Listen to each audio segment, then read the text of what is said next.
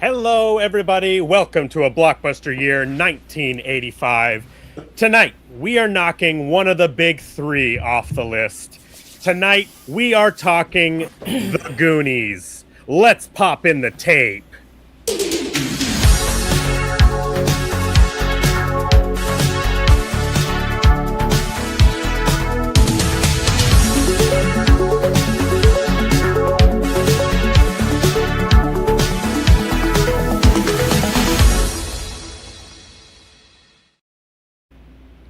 Hey, you guys. Welcome. Hey, Hey, you guys. you guys. Jay Ryan, so great to see you. Glad to have you back once again live here on YouTube. I love doing these live. How are you, Jay?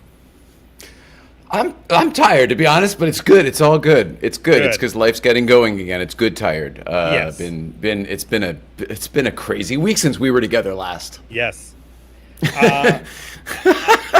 I mean, like, crazy week. Yeah.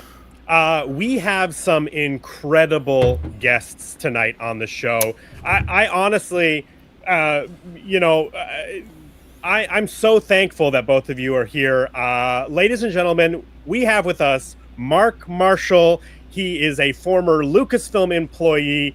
Amblin Entertainment, was Steven Spielberg's assistant for 5 years. And not only that, Mark Marshall was on the set in both Astoria and Los Angeles for the shooting of Goonies. He is known as the Goonie Wrangler. I am so excited to have him on the show. Mark Marshall, welcome to a blockbuster year. Thank you, Brandon, so much.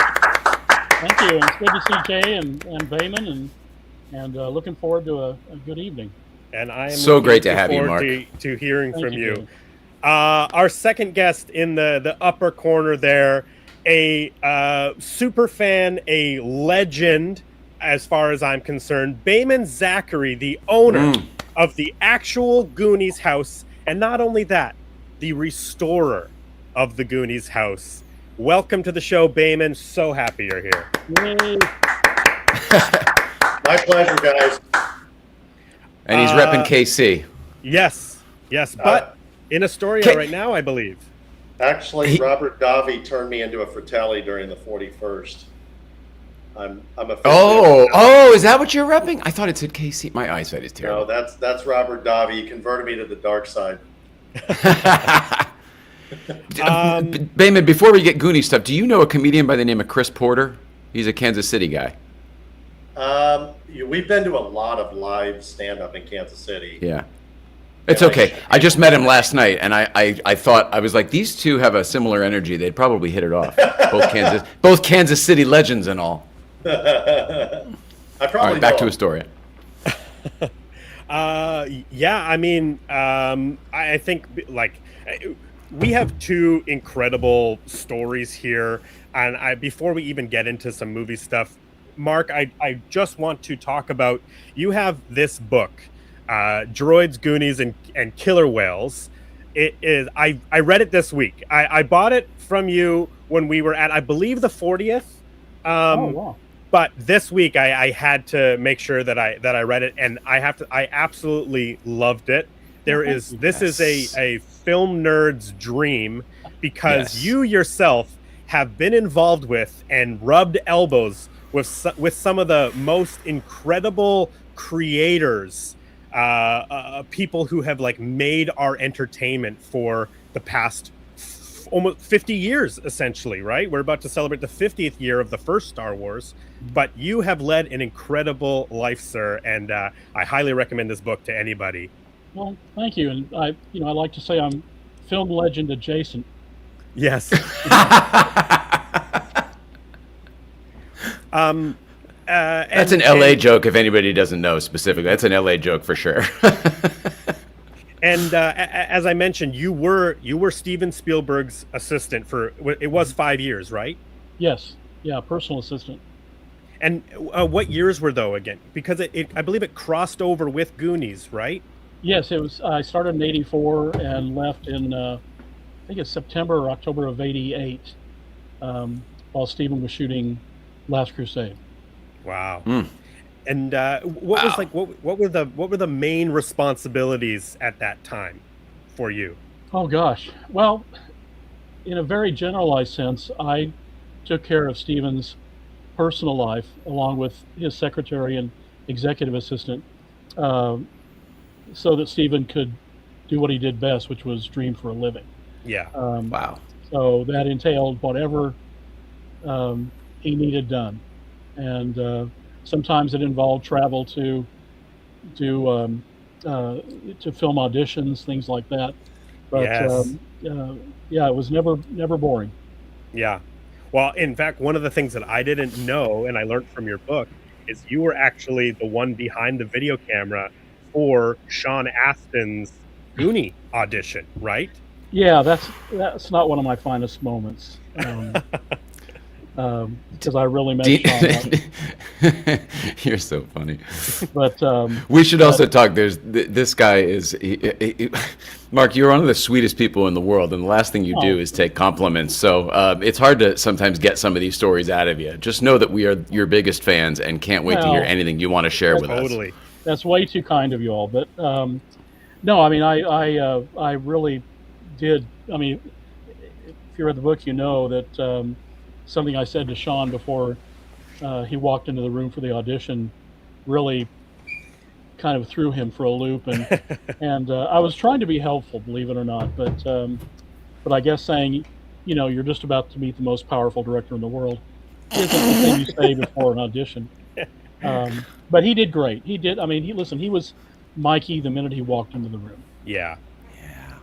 It's really incredible, and I did think we'll get into it, but one of the other things that I think is fascinating is that your involvement with the Goonies filming was you actually went to go hang out on the set initially as a vacation, correct? Yes. You had vacation time working, for Steven and for Amblin, and you decided to take it to go up to Astoria to hang out on a film set, and then you ended up getting wrapped into second unit. Well, I wanted to be on a set where I felt like I belonged, that I wasn't crashing a set like I had during the previous couple of years when I was, crashing the Universal sets for Rockford Files and Quincy and the Hardy Boys, Nancy Drew Mysteries. And Awesome. so I asked for Steven if I could go up to Astoria to watch me shoot. And Steven said, "You have my blessing, but make sure you get an okay with Donner." And Dick, legendary, generous guy that he is, said, if he's crazy enough to come up here, then I'm paying for his plane ticket. Yeah. So, he and then the second day he put me to work. Yeah. On second Excellent. unit with Frank Marshall and they just kind of folded me in, and they kept me busy. So I was thrilled. I mean, that was the greatest introduction I could have to the complete overview of filmmaking. Yeah. What stuff were they shooting on second unit your second day in the movie business up there, or at least your second day on that shoot on Goonies? The first thing my very first day of the shoot, it was Carrie doing the Victory Pyramid. Oh wow! Yeah, and we shot that MOS, so there was no sound. It was all added in later. And Mark, do you want to tell people what that stands for?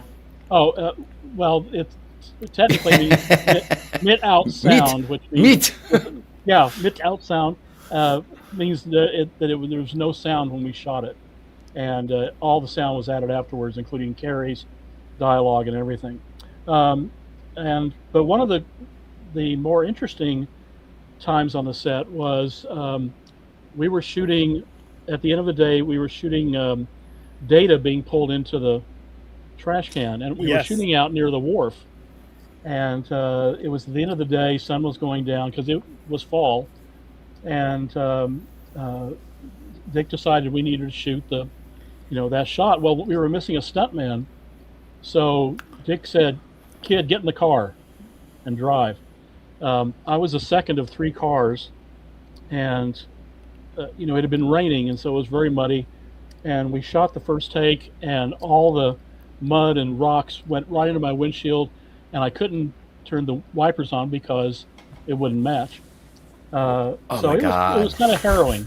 Yes. We did it twice, 2 more times, and thank God Nick McLean said, "We've lost the light."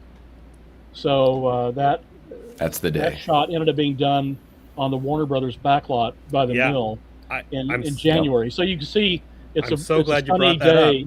Yeah, it's a sunny day that day. Yep.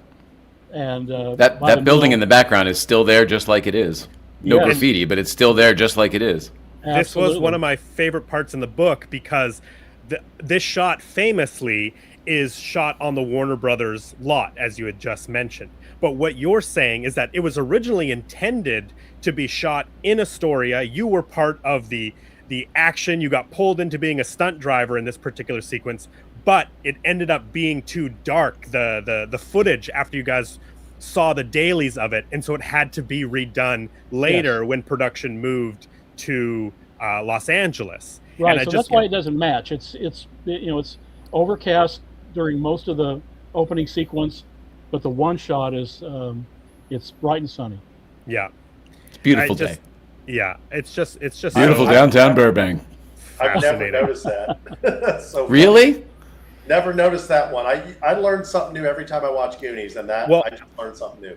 And correct me. The mill too is one of the oldest buildings on the. Yeah, it's one of the oldest buildings on the lot, so they really haven't changed it much, and that spot is exactly as it is today. Yeah, really? you can still see the glass building that's behind Data and behind that tower on the upper left hand side. That building still exists, and you can still see that building on the Warner Brothers. It's the same building Pee Wee bicycles through in Pee Wee's Big Adventure. All of the wood for the Inferno came from that mill. Of course. Oh, wow. Oh my gosh. Yeah, in fact, would it have been built? It would have been built there, I'm guessing, right? The whole I thing. Think pieces were built, and it was a very short trip to stage 16. So right. It just had kind of an assembly line going. Yeah. It is directly across the parking lot. You're right. Wow. I'm so excited, but before we get too far ahead, I do want to say hi to the people that are here with us live. Fun in the Pacific Northwest is with us. Carter I9P. Who else we got here? Horribad Humor. Oh, Bitter Troll. I recognize that name. Thank you for being here. Mr. Time Wanderer. The Hip Whisperer is with us. How many are here from Behman's TikTok Live? That's awesome. Yes. Yep, came from TikTok Live. Thanks, Behman. Sharing the audience. That's awesome. Gannon Appleby. What's up, Gannon? Jason Music is with us. Kyle Watts. Daryl's in the chat. What's up, Kyle? And Daryl too? Oh my gosh. So there's a lot of playset crossover too. We've got Kyle Watts here. WD Parrish. Walt's in there too. Look. Irie is with us. Irie, hi Irie. Stephanie. Hey, you guys. Dave, the legend is with us. Or Goonie and Dave. Thank you for being here. Who else? Best impressionist in Astoria. There, yes. In the Robert Davi division. What's up, Daryl is here. Explorers with Lolo. With a Lolo. Oh, Explore with Lolo. They're very small on my screen. Oscar's Adventure. Maybe you're catching up to us in age, Brandon. Maybe that's what it is. Yes, exactly. I got to get new glasses. Who else is new? Oh, there's a bunch of people here tonight. Oh, Honey Dave's Wizard. in the house. That's Renee. Thanks for watching, Renee. Dave's in the house. Robbo Cry. What's up, Dave? Here. Kip Marshall. Kip. Skylar Greetings from the Davis. Goondocks. That's right. Scary Strong. Man, there's tons of people here. Thank you all for being here. This thanks to awesome. Yes, I know. Good guests and a nice TikTok boost. This is fantastic. Also, we're doing our 50th episode on the 49th week. So pay no attention to next week's numbering. 50th, yes. Happy anniversary. 50 is such a magical number right now. It is. It is a magical number. Well, speaking of 50, Behman, a happy early birthday. Behman will be celebrating his 50th birthday next week. Part of the reason why we had to swap all of these, but we are so happy everybody is here. Behman Zakeri, you have been such a beacon in the fan community for the past few years, not only just as like a obviously a supporter of the Goonies, a savior of the Goondocks. But the last 2 years that we've been up in Astoria, you and Liz both have been so incredibly warm and gracious and fun. And you just really know how to celebrate fandom and be a nerd and just make us all feel so special. And so I just have to say, like, thank you for the past 2 years of those Goonies 40th and the Short Circuit 40th. They have been incredible weekends. I mean, we've talked about it many times on the show, but the reason that Jay and I are friends and the reason we do this show is because we met for the first time at the Goonies 40th up in Astoria, basically in your driveway, Behman.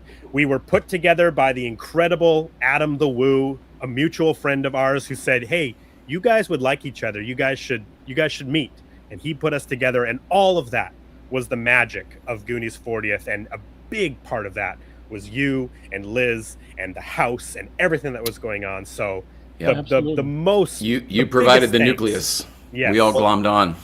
That's why we bought the house. That's literally why we bought it. It's the Goonies community. I mean, if you know, you know. It just, the second you meet a Goonie that loves this film that Mark and company created 41 years ago, if that's your cup of tea, you have friends everywhere.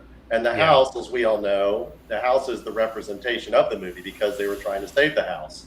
It's extremely rare that you have a movie prop, that's a house that's still actually there, because most things are shot on set and things like that. But, we learned when we were fans visiting in 2013, again in 2015, we had this vision that somebody somehow needs to buy the house, renovate it, make it look like the movie, because as fans, we wanted to see the Rube Goldberg. We wanted to see Data's screen door torn down. We wanted to see the inside, and you walk in the living room and the David statues on the coffee table. We wanted to see everything. And we didn't think it was us. We just said somebody, it's just kind of that dream you throw into the air, but somebody needs to do it. But, the Goonies House is a community thing. It's a communal thing. It's not meant, in my opinion, to be owned by somebody and lived in and say, shoo, go away, this is my house. That's my opinion. I think it's a cultural landmark, and I think it's so much deeper than just a house. It is people's childhoods. It's, in my case and many people's case, it's what's kept them alive and kept them pushing through the tough times in their lives. It's that, if you've ever heard of NLP, it's kind of that visual where you look at it and it reminds you to never give up, right? We say never say die, but we mean never give up in life, right? Just keep going, keep pushing through, and that's what life's about. So it was easy for us. And we come from, our main business is trading cards and collectibles, as you guys know. I mean, like even Walt put in the chat, he said, can I buy you a pack of Pokemon cards for your birthday? Sure. But, we've been doing for 30 years, our card shop has been doing Magic the Gathering tournaments. People can come in and play Dungeons and Dragons. So they play their D&D, they play Pokemon, Yu-Gi-Oh, any game, One Piece. We're kind of a mecca. So if you ever come to Kansas City, you need to visit Collector's Cash, which is, my card business. And that's all about building community. And, as somebody that grew up as, I wasn't the most popular. I wasn't the fastest on the racetrack. I couldn't, I wasn't the strongest guy in the tough man contest, but I tried harder than anybody that I knew. About anytime I tried anything, I just tried harder. And so I was an underdog my whole life. We came from no money, and it was a dream to be able to afford the Goondocks. And it wasn't something that was affordable. I mean, I've said this story before. Liz and I took 3 loans to get the house. Yeah. I mean, you want to talk about stretching as thin as you can get. There was a time where it's like, I don't think we're going to be able to afford it. I mean, there is a real function of being able to borrow that much money and being able to service that debt. And we've been working 7 days a week like animals to pay down debt, because our ultimate goal, and Liz and I are on the same page, is pay it off, and then maybe at some point potentially turn it into like a 501c3 and donate it to the charity so that it can be run by a board of directors of 11 people or something like that. and that board of directors can keep it going for eternity, so even past our lifetime. So it's just not a house in our view that, you know, is something you have to share it, and it's meant to build community. You know, so many people come with so many different ideas, and some people every now and then get frustrated with other Goonies, things like that. It's like, guys, remember what this movie's about. It's about coming together. We live in such a divided freaking world right now where everybody's just on top of each other and, you know, chewing people out for their opinions and things like that. And remember what this movie was about. All the Goonies were from different walks of life, and they all came together and they all won. Yeah, and but you can still talk over each other as the Goonies did, right? Exactly. And hey, we're all human. We all get frustrated. You know, they did, right? As the kids were trying to figure it out. That's life. But there's no greater joy than us watching people make new friendships. You know, we've had people propose. We've had people begging us to get married, and we're like, well, we don't know how to do that. Like, I'm not like a pastor where I can marry you on the porch, you know, and I've never. Oh, I can do that. I can do. I'll do that for you, Behman. I'll be the Goonies House ordained minister. I've already done it. Universal Life Church. Ready to go. So y'all need to reach out to Jay Ryan if you want to get married to the Goonies House. Right. Not me. That's right. I just can give a thumbs up on the house, but that house was really something special. And rest in peace, Adam the Woo. I only met him. I did not know him like y'all did. He was a huge fan of this movie and of the house. And God bless him. He's in our documentary series. He made the cut. Yep. I know he was excited to see, you know, the series. He'll see it in spirit. But, you know, again, what this house does, who's attracted to this movie, it just needs a couple people to just kind of oversee it, plus the community. There's so many people here in the chat. You know, Daryl's one, Dave's one, Judith's one. I'm seeing these names Richard in the chat. Bates. Yeah. These people would drop anything to help the house out. Anything. And they're amazing. You know, so we're not doing this all by ourselves. We're getting a lot of help from the community. And we're trying to keep the traffic, you know, to be manageable to the neighbors, trying to be respectful to the neighbors, trying to keep that kind of mentality going so it's, you know, the house can be viewed because the people are going to show up anyway. But let's do it in a way that, you know, doesn't, you know, hurt the neighbors. And you mentioned the documentary, and I just want to reiterate the point. Like Jay and I know Mark, we've all been inside the house, and Behman and your team, you know, with JP Connolly, people need to realize that every single room in this house has been brought back to its 1985 Goonie glory, and everything that you see in the movie is back in that house. And it's the bottom floor of the living room, the kitchen, and it's the upstairs with Mikey and Brand's room and Mrs. Walsh's room. And even though they didn't shoot in the attic of Behman's Goonies house, there is an attic up there. You see the entrance in the movie. All of that is real. I mean, this is a rarity in itself that this is a house that not only was the exterior, but it was also the interior. And there was a whole documentary shot, and Behman and your team, you're all in the process of getting that out in some capacity, but these things take time, and you know, people will get to see it. It's just we have to be patient right now. And Mark can tell you more because he knows the industry way better than we do, but this is the part where us, you know, 80s kids are yelling, screaming at our mom or dad in the front seat saying, are we there yet? Are we there yet? You know, because this show's ready to push play. All 6 episodes are fully edited, ready to push play. But you're dealing with networks. You're dealing with Hollywood. Mark can explain it more, the pathway to go from wrapping a shoot, right, Mark, and then actually hitting theaters or hitting TV. Sometimes I've heard can take years. Hopefully this will take, I'm hoping less than 6 months, but maybe 9 months or a year. It's just, it's what, Mark? Attorneys, like people discussing internally, how does it all work? Well, I'm not, I think Jay's probably much more familiar with the television side. You know, with features, you make the movie, it always has a release date already set in stone. And unless the production encounters major problems, you're working toward that release date. We're all running towards that date, right? Absolutely, and you go right up to the edge. Yeah. And then you have to pry it out of the director's hands because he has other changes he wants to make, but you're not going to make the release date. But I want to real quick. I want to highlight this comment because we just covered this movie. W.D. Parrish says Blood Simple by the Coen Brothers was shot in 1982 and released in 1984/1985.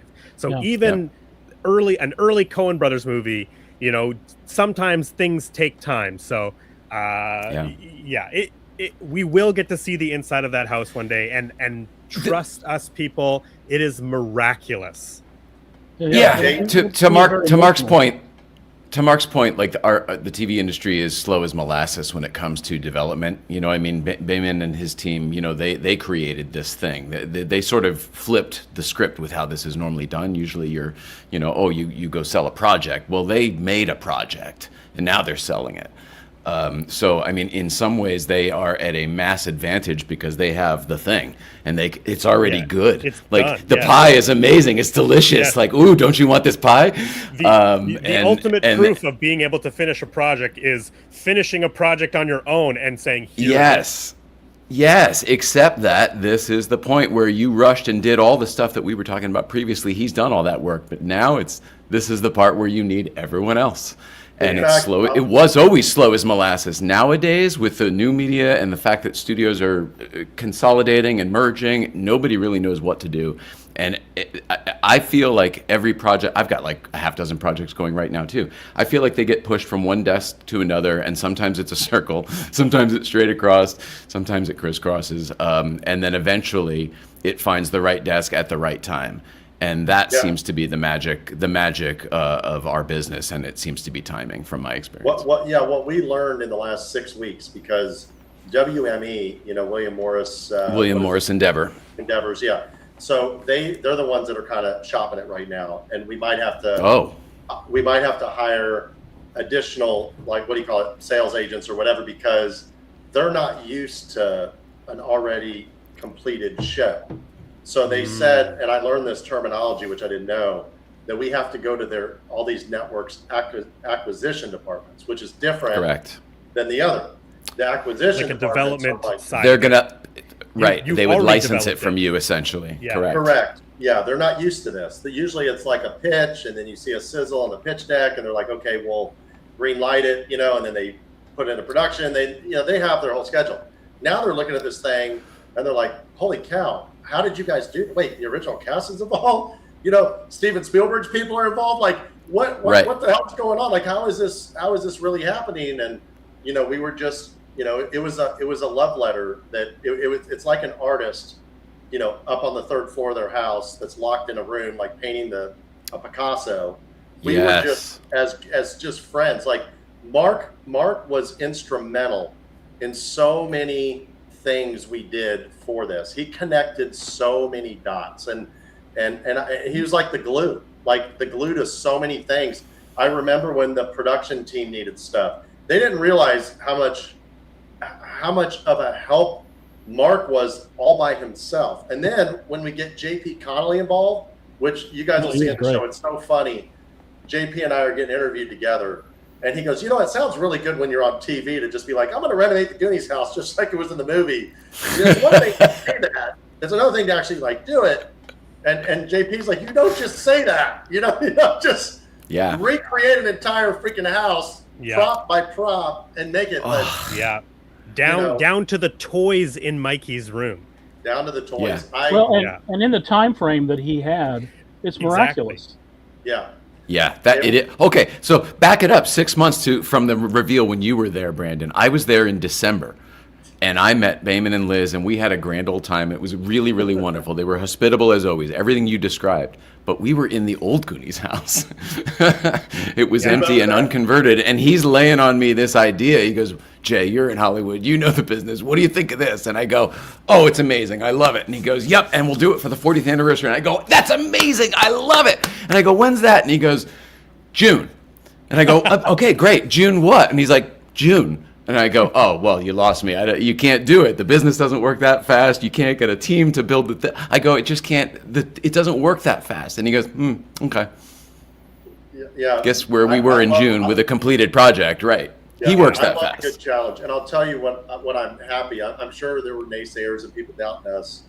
And it was a monumental feat to do in that timeline. But the way we got it done was there was about 2 years of prep work that happened prior to that. That's how it happened.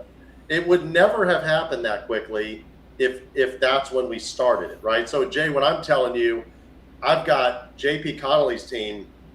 It would probably spend 1.5 to 2 years already researching everything. Whoa. And they have already had, and this is in their spare time. They're not even getting paid for it. That's like shout out to JP and his team. Like it took so many true fans of this film. The passion that they had. Yes. And everybody said, I'm in, like deal me in. And even the producers, these guys, I know one of the camera guys, he actually shot Hulk Hogan's show. I forgot the name of it. That was like years ago. And he passed on some other reality series to shoot the Goonies show. He said, I just want to be a part of this. Yeah. And so many people that were just fans of the movie are like, I'm doing this. When you guys see the series, the amount of love that every single person puts into it. Mark's in it. I mean, you'll see Mark downplays it. It's like Jay was saying earlier. Mark downplays it. Mark's a freaking legend. He's a legend. He is. Legend. Yep. Goonies. Do you remember the link in the description below? That's very we all just did a panel together in public, and he got a standing ovation when he came out for the Goonies panel. Yeah, and it doesn't do it justice because Mark was behind the scenes, right? So there's always, it's like when Liz films my TikTok videos, the smart people know there's somebody behind the camera helping Behman. But then, some people come up and they'll be like, all right, where's, oh, there she is. Yep, knew there had to be some support. Mark was that. In order for Steven to have become as great as he became, he needed an even greater assistant. He needed an even greater team. And that's what makes someone as legendary as Steven was he picked the right players on the football team. Yeah. And that's why he consistently wins the Super Bowl in every single thing he does. Yeah, he has great producers, and his staffs are very loyal to him. So, but I just have to interject something. I spent last weekend with Behman and Liz in Kansas City, and it was like spending time with Peter Pan and Wendy.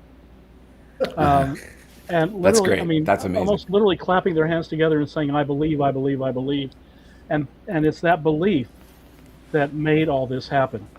Because it originated with Behman and Liz. They brought everybody into it that made such incredible contributions. So, and I feel like it's infectious because I feel that. And Behman and Liz, we've only met a very, a handful of times in big group settings, right?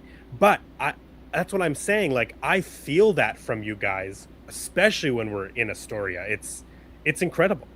It's such a family. It's like I said after the 40th, this needs to be done every year. I mean, we're not all getting any younger, right? So we can't wait every 5 years to all hang out. So, financially permitting that everybody can buy their plane tickets and hotel and share hotel rooms, whatever, this is a huge family. I mean, if you love this movie, this is the place to be. And I told Uncle Mark, I said, Mark, please come back for the 42nd.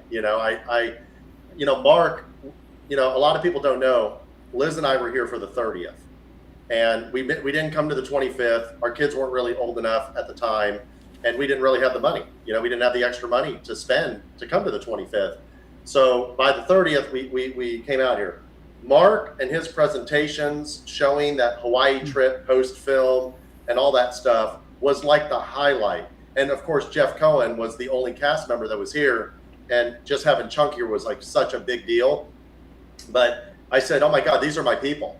Like, you can totally nerd it out. I love it when people put in the comments of anything we do, like they'll put like one of the GIFs from the movie The Nerds, Revenge of the Nerds, and it'll say nerds. And I'm like, that's just the best compliment. Like, you have no idea how much that just That's right. We are literally. You're not hurting me. We're so proud. And we don't Proud give of a it. Shit, you know? Proud to be a geek. Behman You're said, spitting on my badge of honor. Behman said we're not getting any younger, and I thought that might be a good time to just remind everybody today is Key's birthday.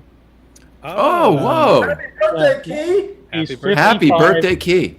Now 55 years old.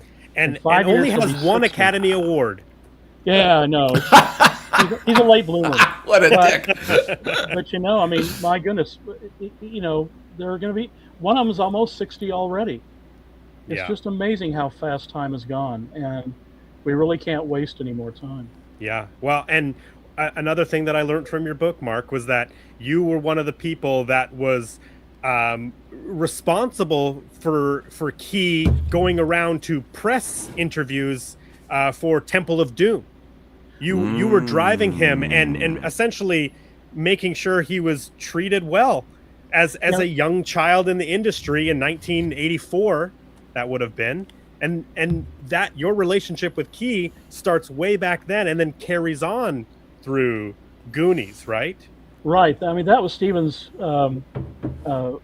edict to me was, I want you to take Key around. He needs somebody that he knows and he can, can take care of him. And his younger brother, David, and his older sister would always go with us.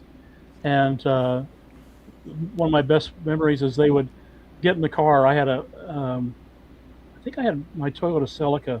They would get in the back seat and they'd go, "Hey, we're going somewhere." And the minute I hit the street, they would fall asleep. And they would stay asleep until we got there, and then they'd wake up. And same thing on the way back. But every time that I took Key for his interviews and came back, his mother, Lu Tu Tran, would say, stay for dinner, which was an insult if you refused. So I had amazing, Thai food, Chinese food. It was incredible, and they folded me into their family. So that was Beautiful. kind of a blessing. Happy birthday, Key. Happy birthday, Key. Yeah. And Key, we want you out here for the 42nd. Please. Yeah. And the 43rd, and maybe the 44th and 5th. 45th would be good. 6th even. Yeah.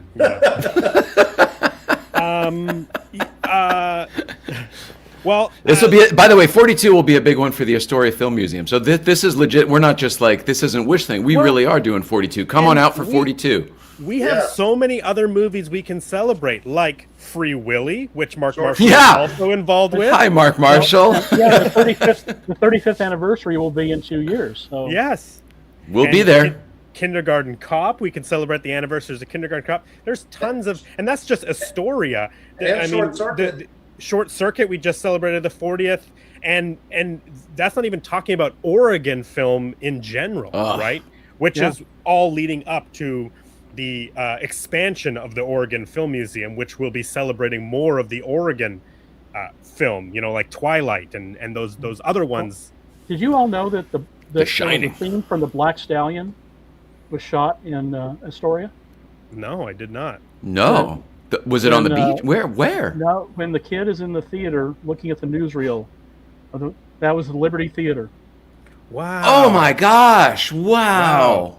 And the Liberty Theater is the one that we were in for all the events, and the Goonies premiere happened in. Yes. We all just did our panel there. Yes. Oh, cool. So wow, that's amazing. And isn't the screenwriter of Black Stallion the same screenwriter as E.T.? Yes, Melissa Matheson. Melissa Matheson, yes. The late Melissa Matheson. Yes. Yeah. Oh.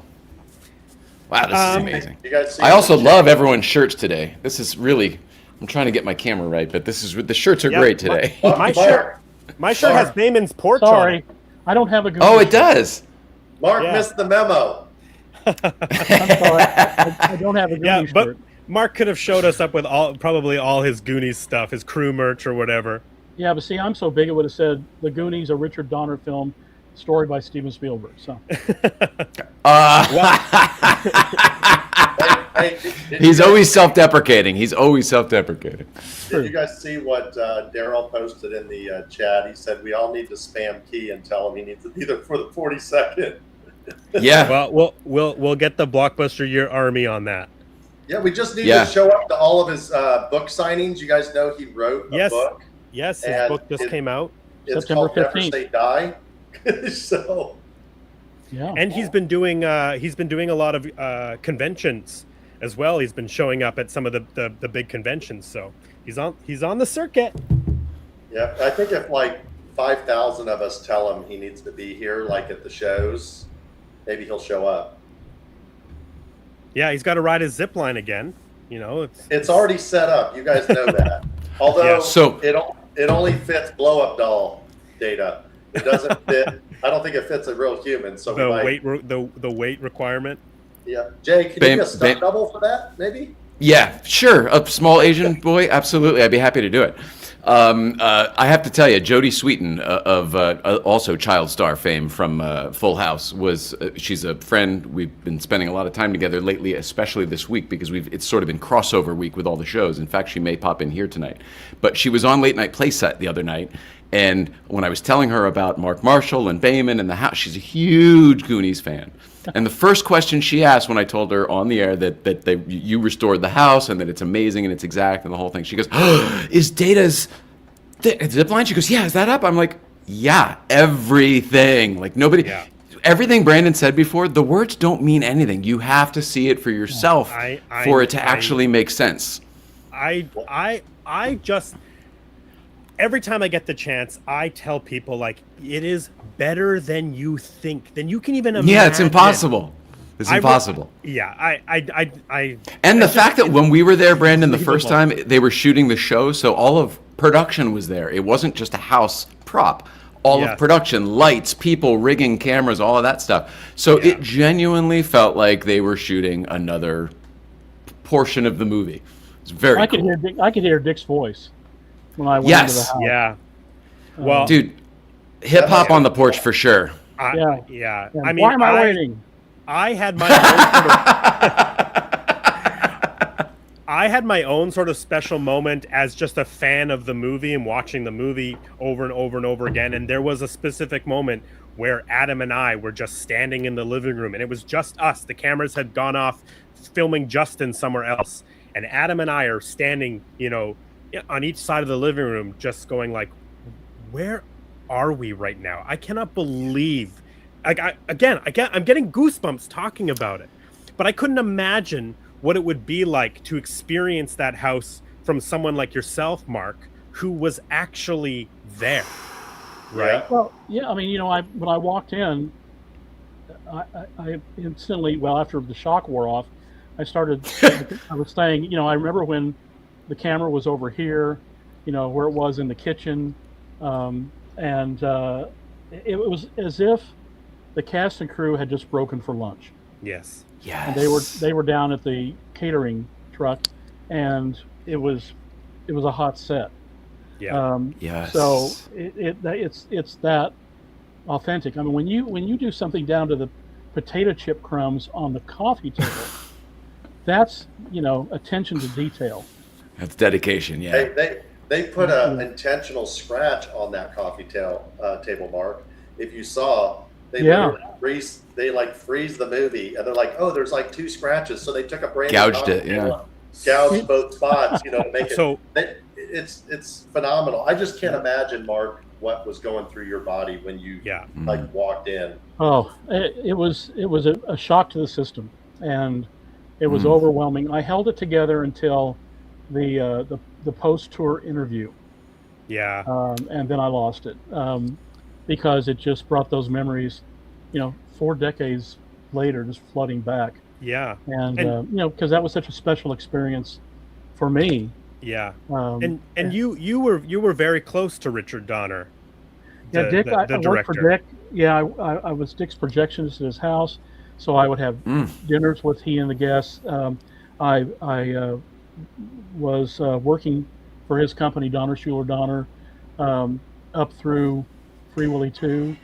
I did Assassins with Dick. I did, Radio Flyer, Lethal Weapon 3, and it just Dick was an incredibly special person. He had a tremendous impact on my life, Yeah. And I don't know that I'll ever fully get over his death. I mean, it was almost like when I lost my mom and my dad. Wow. Just that feeling of loss, deep loss. But his films So live sorry, on. Mark. Oh, thank you. I wish you could have met him, because his crews on his films would do anything for him. They would hold off on taking jobs because they knew that Dick was going to be going into production, and they would, be off work for 6 months because they knew Donner would, be hiring them, and they'd rather be available for that. Yeah. Absolutely. There was no set like a Dick Donner set. Yeah. Well, and that sounds like a lyric to a song, by the way. Yeah. I'll leave that with you. And there is a tribute to Richard Donner at the Goonies House, Behman, right? Yeah. Yes. Yes. That was a big part, regardless of whether or not we were going to get a show, because we didn't know we were going to get a show. Hollywood's the one that, after we started going, speaking out to the media, we're going to renovate this just like it was in the movie. And everybody's like, yay! And we're like, how do we do it? But the biggest thing we wanted to do was make a tribute. And we didn't know if it was going to be like a bronze statue or something like that. And then we said, you know what? The bench is missing. The bench was missing off the front porch. And we're like, if Dick was still alive, what would he be doing? He would visit the house if he was willing to come back. And he would sit on that bench and rock on that bench, and he would tell stories until the sun went down. And I'm like, this is his bench. This is going to be him. So anytime, like, anybody wants to know, that house is what it is because of his vision. Yeah. It was his dream, his vision. It's like, this was my dream, my wish. That was his, and he's so immortalized now. That house is just going to continue. He's going to be, he's the OG. He's the original head Goonie. He's the guy that really made this possible and put all the pieces of the puzzle together. Yeah. Well, that all being said, let's dive a little bit deeper into the film. So The Goonies is a Warner Brothers Amblin production. June 7th, 1985, it is released. It is directed by Richard Donner, as we were just talking about. And Richard Donner, not only did he create one of the greatest movies of 1985, he also is the Superman, the Christopher Reeve Superman, The Omen, a personal favorite of mine, The Toy with Richard Pryor, a film that I always forget about. I love that movie. Love that movie. And another film we will eventually talk about in this year is Lady Hawk, which I've never seen, so I can't speak to it, but I'm excited to dive deeper into Richard Donner. For that? What's the one with where the guy's an alcoholic, and well, actually he's getting over an alcoholic, but he's works at the bar. It's a beautiful story, even though it's very heavy. Oh God, Inside Move. That's a beautiful movie you might like too, Brandon. Sorry, Dick Donner. Absolutely. It's one of Dick's beautiful movie. And the last one I want to shout out is Scrooged is a Richard Donner film, which is was a holiday classic. Yeah. I did not know that. Yes. Yeah. And they made a fun film despite the fact that Bill Murray did not get along with Donner at all. I didn't know how to say it. I'm so glad you said it. Yeah. It's weird, but Dick tried. Dick gets along with everybody, but he has limits. And that is a very strange movie that even for me took a long time for me to like kind of fall in love with it. But I really enjoy it now because of its weirdness and its darkness, and specifically just like Carol Kane in that movie is like just so iconic in my mind. Everybody's pretty. Buster Poindexter, they're all pretty good. Yeah. Well, but yeah, it is a weird. It feels disjointed even when I watch it now, especially now that you say the Dick Donner thing. Yeah. Well, Mario's in the chat. Anne Ramsey and her husband Logan were in it. Yes, of course, that's right. She was what was she, like a standards and practices woman or something, wasn't she? No, she was a homeless person. She and her husband played homeless people in the show. Oh, no, I'm thinking of Zemeckis' wife, who was in Mrs. Walsh. ex-wife, who was Mrs. Walsh. I think she played the standards and practices woman. Yes. I think you're right, yes. Sorry, Behman, I didn't mean to interrupt you. No, I was just looking. It looks like somebody was saying something about Donner earlier. The chat went up. Mario said he met him at the 25th. Was that Mark? Is that when Yes. when he showed up? And wasn't Sean Astin here too for that? Yeah, it was Dick, Sean, Corey. I think was Joey there for that. They said Joey. Yeah, Joey. Yeah. I remember when that was being advertised, and that was kind of the first time that Astoria sort of came onto my radar, being like, "Oh, that's where the Goonies was made." Like, you can go and visit that place. I know it seemed like a fake town. I always say, it never seemed like a real town. When you hear him say, remember at the end, Mr. Perkins, you're looking at the richest guy in Astoria. You just think it's a fake town, and they made it up for a movie, and then you're like, wait, that's all real. Like everything? Yeah, it's surreal. I mean, and when you look out at the water, those same ships, it's like they haven't been painted in 41 years. They still sit in the same spots. They just hang out. If they move, you can't tell. Yeah. Right. One gets replaces the other one. That's true. Yeah. The big like evergreen pine tree thing. You can see it in like some of the shots, like when Chunk was getting ready to do the truffle shuffle. And it's just starting to kind of peak up, the cliff there. Now, 40 some odd years later, he's doubled in size, but that scenery's all there. It's all the same. Well, and unbelievable. Maybe you know this, Mark, but they took like a road trip essentially up the coastline to location scout where they were going to shoot, and they ended up falling in love with Astoria because they needed a seaside, port town. Yeah, right? and that in the fall was blustery and overcast and depressing, like that fit the mood of the story. But Harvey Bernhard, who was the producer who also produced The Omen, had a home in Washington State, and so he was, I think, familiar with Astoria, and suggested they go ahead and drive the Oregon coast up into Washington. But when they stopped in Astoria, Dick took a look around and said, "This is it." Yeah. So that was the end of it. This is our town. And Tony Amatullo, the location manager, made the deal. It amazes me because even though Astoria is a small town, there are parts of it. If you go down like Highway 30, like where the Rosalita crosswalk is, if you start going east down Highway 30, that's still Astoria for like 10 more miles, right? Right. So it just impresses me how they found, I don't know, maybe they got lucky. They were just driving the neighborhood and they go, look at those two houses. They're close together. You know that part of the script where Data zip lines? There it is, on the hill. It just impresses me how they picked such a perfect scenery. A big reason they chose it is because they needed a view of the water. But a lot of houses in Astoria have views of the water, right? It's not like your house almost is everyone. The only one. Exactly, right? Yeah. It's just a matter of perspective. In fact, Rich at the Short Circuit House has one of the most spectacular freaking views in all of Astoria. You go up on Rich's porch, that thing wraps, and you're just, no matter where you're at, that water's on top of you. He has like $1 million view on that. And you realize that is exactly why they chose that house as Stephanie's house for Short Circuit, because of that $1 million view, right? Yeah. It's so good. It really is. Yep. Okay, so famously, The Goonies is a story by Steven Spielberg, but it is written by Chris Columbus. Chris Columbus, not only did he write Gremlins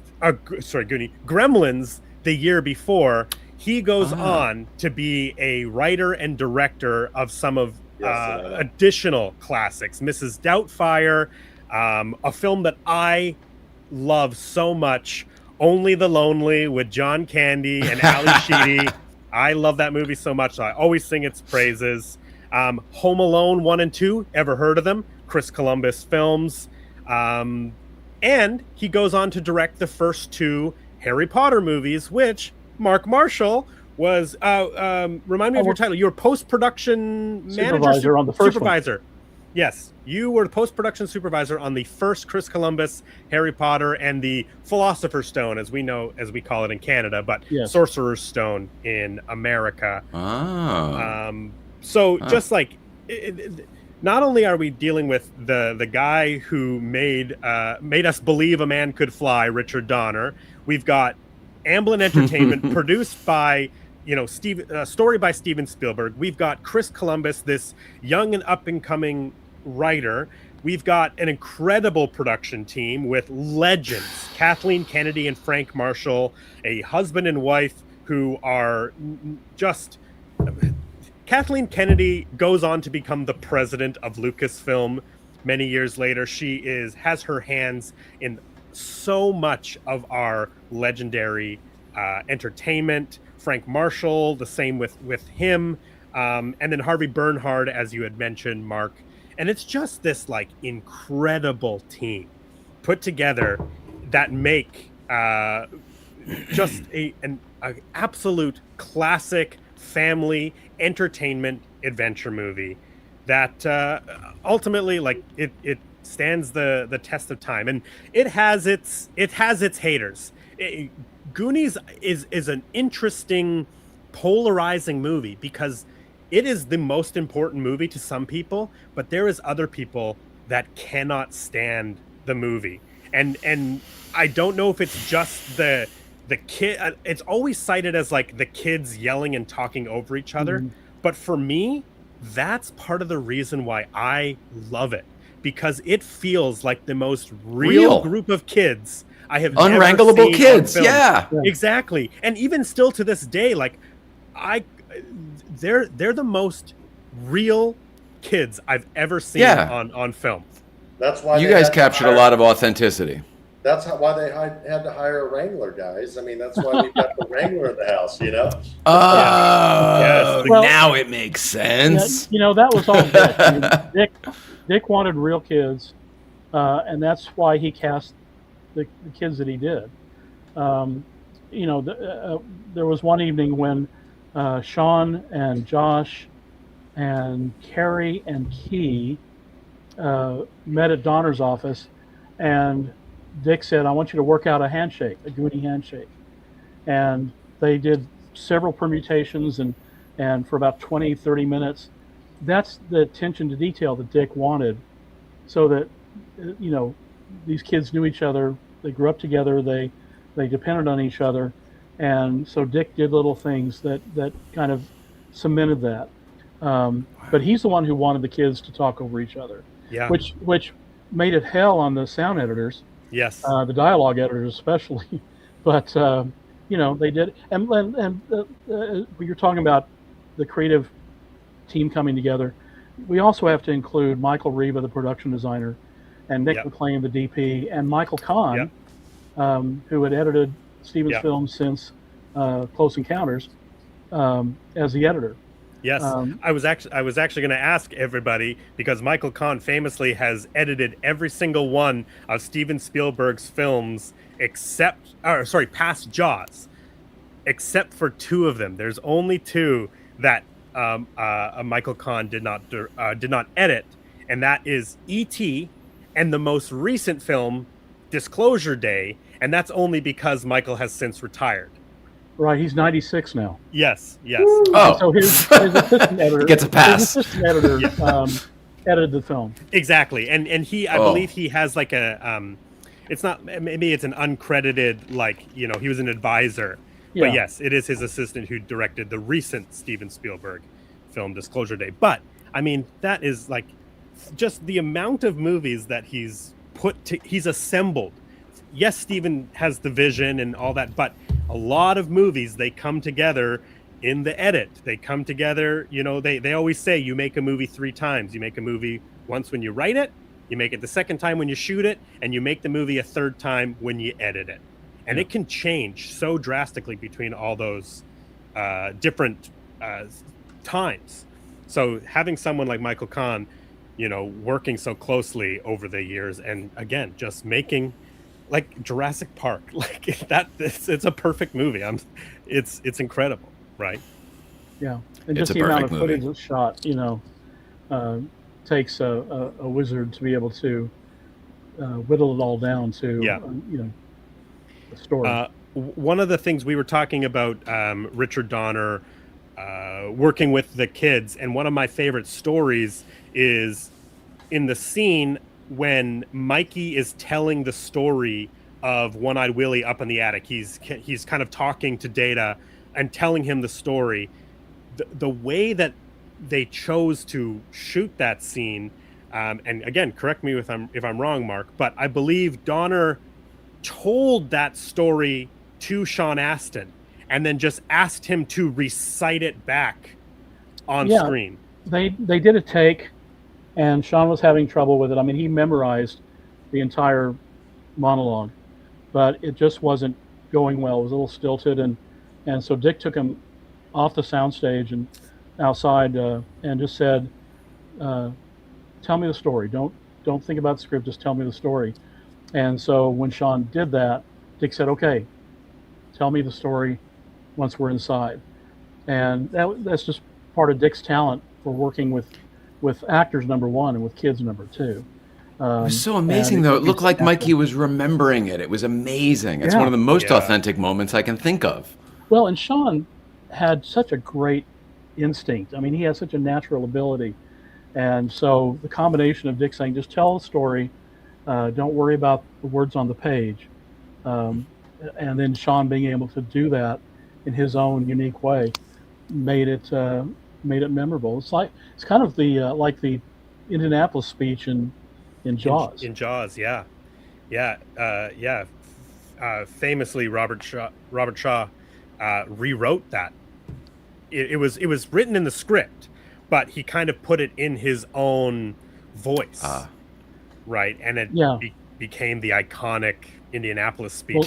John Milius, Steven gave it to John Milius to rewrite Howard Sackler's version, which was very short, and John did like a 5-page monologue or 6-page. I mean, it was, and Shaw said, "I can't memorize all this." Yeah. Even when he's sober. And so Steven said he invited him to rewrite it to fit his style. And of course, he was a playwright. Yes. Shaw was a playwright. And wow. But yeah, I've never, that speech is recited more than any other speech in any other film that I know of. Yeah, well, it's incredible. We think of Jaws as a movie about a mechanical shark, and it's always so amazing, all those great moments where it's popping out of the water. But equally as iconic as we're going to need a bigger boat and the shark popping out of the back of the boat is that entire sequence from them showing them their scars to each other, to just like sitting in that moment with Quint telling this story of going down on a battleship, but then also essentially just waiting to be killed by sharks and watching his crew. It's an incredible sequence that in a blockbuster shark movie should be the quote unquote boring part, right? But it is so captivating. It's such an amazing moment. Yeah, it's not boring, man. Yeah, far from it. Oof. Also, I always love that scene because I feel like it's the first time Quint actually respects Hooper, because he thinks he's just this rich kid who went to school and college and has all the fancy shit. But then he's like, "Oh, you've got some damage on you, Indiana Jones. You got some mileage on you." Yeah, and I always loved that. Yeah. All three come to an understanding of each other. In that moment, it's such a bonding moment. That's it. It's a great equalizing moment. They're sharing. Yeah, love that. Mark, you had shouted out Nick McLean, who is the cinematographer of the Goonies. Shot other movies like Staying Alive, directed by Sylvester Stallone, which is a personal favorite of mine. Short Circuit, so he was back in Astoria shooting Short Circuit the year later. Spaceballs, one of my favorite comedies. Oh, wow. Another film that I know that you and I both love, Jay, Mac and Me, is the same cinematographer as the Goonies. And then he goes on to... My wife loved that one. I never saw it until her, but now I have a fondness because of my wife. Well, then Nick McLean, after that, goes on to be the cinematographer for a little TV show in the 90s called Friends. And he shot 98 episodes of Friends. Wow. Yeah. And, Nick was a camera operator on Close Encounters. Yes. Yes. Oh, yeah. wow. So Steven pulled people that he had worked with before.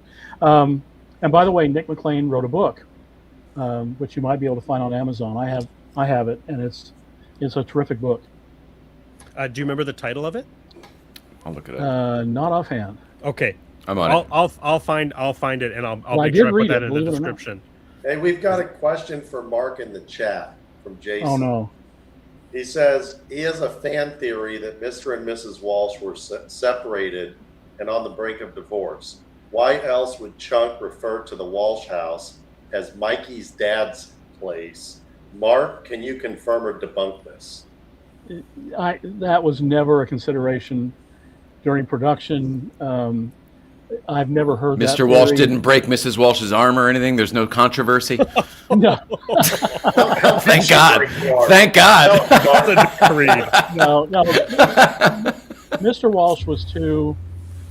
He was like Mikey. I mean, little scatterbrained, a little. Yeah. Dreamer. Dreamer. Head in the clouds. Preoccupied with the history of the town. Yeah, as the teacher in Uncle Buck would say, a silly heart. Yes. But no, they were very much in love, and it's the original ending. They were up at the house together, where you don't see Mr. Walsh at the house, in the final version. But yeah, no, I think that's a interesting theory, but that's all it is. Does Chunk say your dad's house? Does he call it your dad's house at some point? No, he I missed that in the movie. Calls it Mikey's dad's, and I kind of remember that spot in the movie where he's like, "Yeah, Mikey's dad's house." It is definitely a line. I'm trying to remember where it was. Really? And post it. Wow. Yeah, if you know where it is, I cannot remember that at all. I do remember. I can hear him saying that without a doubt. I want to answer. There was one question somebody had asked me about the house, and I'm curious what it was. At Mr. Time Wanderer, you see that one, Brandon? I'll find it, Mr. Time Wanderer. I'll find it. Yeah, it's only like a dozen comments. Oh, Says, I see it. Is there anything you learned about the house and zoning that even you, as a huge fan, didn't know beforehand? Yeah. Yeah, this is a big one. During inspections, it came up that somewhere in the attic, like half of the attic, had a whole bunch of charred wood. So apparently the Goonies house at some point in its life caught on fire. And there's actually a rumor that like an 11-year-old or 10-year-old little girl died in that fire, something like that. This could have been like 80 years ago or 90 years ago. Wow. So we were told, like, obviously when the inspections came back, they're like, well, you have the option to back out because of the inspections. And I'm like, I don't care. It's the Goonies house, There's no doubt. But what was kind of hilarious was Liz and I, we had been living there all pre-renovation. Like that's where we would stay, which was surreal, like waking up every day in the Walsh bedroom and just walking around and piddle-paddling and going, how is this? Sometimes we would watch the movie and we would sit on the floor on the carpet by the attic door. And then when it hit the scene, we would just freeze frame it. And we're like looking up. But the story with the little girl goes, supposedly she haunts the house. So we never felt like it was super haunted or whatever, but there definitely were, Scooby-Doo noises every now and then, that you'd hear. And you're like, who said that? Liz, was that Liz, was that your stomach? Remember? Chunk, I hope that was your stomach, there were just creaky noises and things that would go off and stuff, but people did rumor that little girl's ghost like haunts it. And if you guys haven't done like some of these tours and stuff like that in Astoria, there is a big, I don't know, they play ball pretty well, but some of the restaurants talk about they're haunted and there's ghosts in the kitchen, and sometimes everybody goes home for the day and then you hear the chef still clunking around silverware, but everybody's gone home for the day. So I don't want to spoil the show, but there's a little bit of that tied into the show, which is kind of neat. Behman, how old is the Goonies house? It was built in 1896, so that would make it 130 years old now. Wow. Yeah. That's just a little bit older than Mark. Mark, just a tad older? A tad older. Following up on this, Jason Music says that it's the chunk referring to Mikey's dad's house. He said it's during the scene when they're interrogating Chunk, when they find the doubloon and stuff in the basement. He's when the pointing Fratellis at the are. fireplace. He's pointing at the fireplace, right? Is that right? Yeah, we found a map at Mikey's place or Mikey's dad's or something like that. Mikey's dad's house. We found a map at Mikey's dad's house. Whoa. Well, okay. Jason really thought like 7 layers deep on that, like trailing that back to maybe Mr. and Mrs. Walsh were having problems. And it is kind of interesting that she had her arm in a sling. So it's like, did they get in a fit fight and she broke her hand like punching a wall or a table or something? You know, the dark side of Goonies. The dark side. The dark, yeah. Maybe this quote, Carabera 85 says, Chunk says, we went over to Mikey's dad's place and we found a map that said that's underneath this place there's a buried treasure. Yep. That seems to be the quote. You know, yeah, he's crying. Yeah, but most of the stuff that was in the attic was from the museum or whatever. That right. Mikey's dad was the curator of. So yeah, so maybe it's a misspoke, a misspoken line from Chunk. Because the whole thing was, "What's up there? My dad's stuff." Yeah. Yes. Yeah. Okay. That arm is suspicious, though. I'm gonna say. It is, and Kara posted exploring the tunnels and caves beneath the Devereaux house.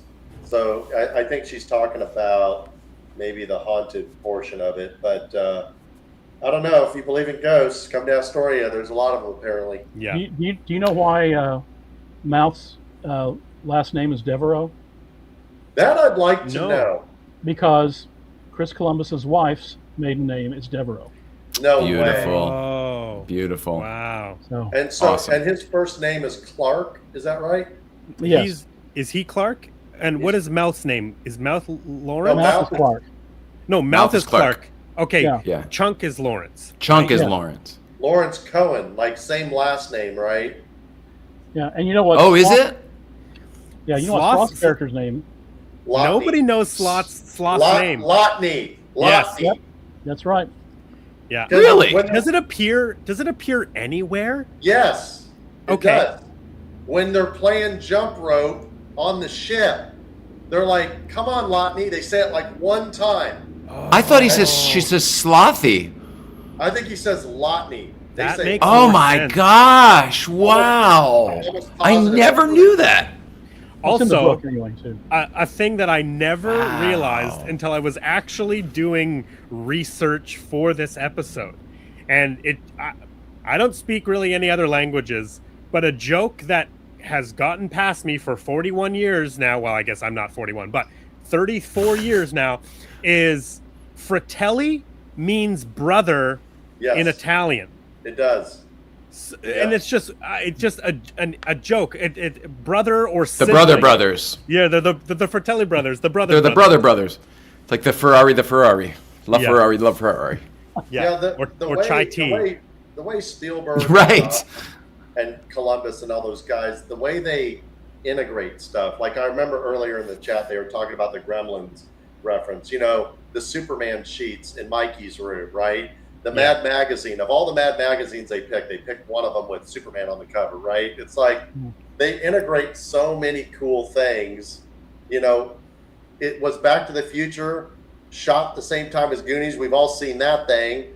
And then you look in the Goonies house, that yellow calendar that's got ZZ Top on it. Yes. Same day. Freaking same day. It's in October. It's like all of these synchronous. It's the same weekend, famously. It's the same weekend. Yeah. How are they this smart? Well, and they're all they're all early Easter eggs. Before we were clocking Easter eggs in movies like we are now, Donner, Spielberg, Columbus, and crew, they were all putting those in there kind of maybe to entertain themselves or for the nerds who are oh, I see that he's got Superman bed sheets, right? I know, I love Richard Donner. It's a reference. Well, even the kids, guys, too. Brad Tindall's in the house. You guys see Brad's in the house. Hey, Brad. Yeah, Brad just confirmed it. He said Lotney right before the Rockabye Baby. That's so awesome. Yeah. And Well, then I'm one of those. Speaking of Back to the Future, I always thought he said air cold when he's opening up the DeLorean instead of damn cold. So I guess my ears are a little wonky. I always thought you said slothy. Yeah. Mark, was there an R2D2 on the Inferno? On the model, yes. There was? The model, yes. On the model of the ship, yes. And I've seen that because that model that Richard Donner famously had, I believe, has been donated to the Academy Museum in Los Angeles now. I don't think it's on display, but I know that it has been donated to the Academy Museum. It may be because somebody posted a picture the other day that it may have been Lisa Downs who posted the photo, but and that was a running joke too, because in Close Encounters, when the mothership rises up, there's a close-up of Melinda Dillon looking up at the ship, and you see an upside-down R2-D2. Yeah. And famously, the hieroglyphics in Raiders of the Lost Ark, when Sala and Indy are lifting up the Ark, you can see C-3PO and R2-D2 in the hieroglyphics. Yeah, and speaking of inside jokes, not jokes, but when the Fratellis fire a gun near Sean, he yells, "Holy Mackenzie." Now, he was supposed to say "Holy S-H-I-T," and but he said that because he wanted it as a shout out to his little brother, Mackenzie. Yeah, Mackenzie Austin.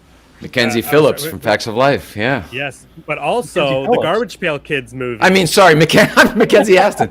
Mackenzie Phillips was on One Day at a Time, 2 different shows at the same time. Here, one sec. Yeah. Let me make you big there. You make it big, and then I'll zoom in to show you where it is. But this is the model of the deck of the Inferno. Mm-hmm. And then I'll zoom in, and you can see right back there is R2. R2 just hanging out. What? Thank you, ILM. Wow. Isn't that wild? That is wild. But those are like all the little references. Even in like Mikey's room, they have all these. He's got freaking gremlins. And we thought when we were doing the renovation, we thought there was only 2. Turns out Spike is in there too. There's all 3 gremlins. Well, because the collection that Mikey has in his room is a 3-pack, right?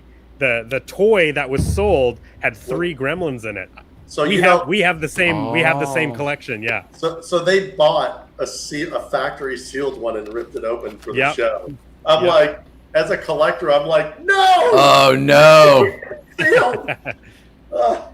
The story originally hilarious. Took place in Youngstown, Ohio, because Chris Columbus was born and raised there. Oh. It was a steel town, it was a depressed town, and so Chris wrote what he knew. It was only changed to Astoria, of course, when Dick and Harvey went up the coast. But the original title of the script was called The Goon Kids. Yes.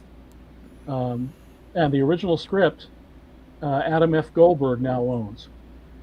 Oh wow! Like one of those early drafts. Yeah, or like the Goon Kids. The very first draft. Remember, Jay? You remember Kathleen Kiefer? Of course I do, Mark. I love Kathleen. Kathleen was Steven's secretary, and she typed up the script for Chris on a word processor. It was a brand new thing at the time, and so she's had that script for 40 years, and Adam Goldberg bought it off her. So wow. The Goon Kids, and it what was amazing about that was that the kids were actually much more mean-spirited toward each other. They put down Chunk. I mean, kind of in a vicious way. There's some mild bullying as it is. Yeah. And, but I have a tape, an audio tape of a story meeting with Dick and Chris and Steven, and you can hear Key in the background, where a lot of the ideas, this was in September of '84, and a lot of the ideas, including gentling the humor and making it, not as cutting, was discussed. And so Chris did almost a complete rewrite in a very short amount of time, because production started in the 3rd week in October. Wow, that's so cool. It's just incredible to hear you tell these stories, Mark. It really is. They're still fresh. Amazing. Well, one of the things I actually do really want to talk to you about, Mark, is, we brought it up already, but the original ending of Goonies.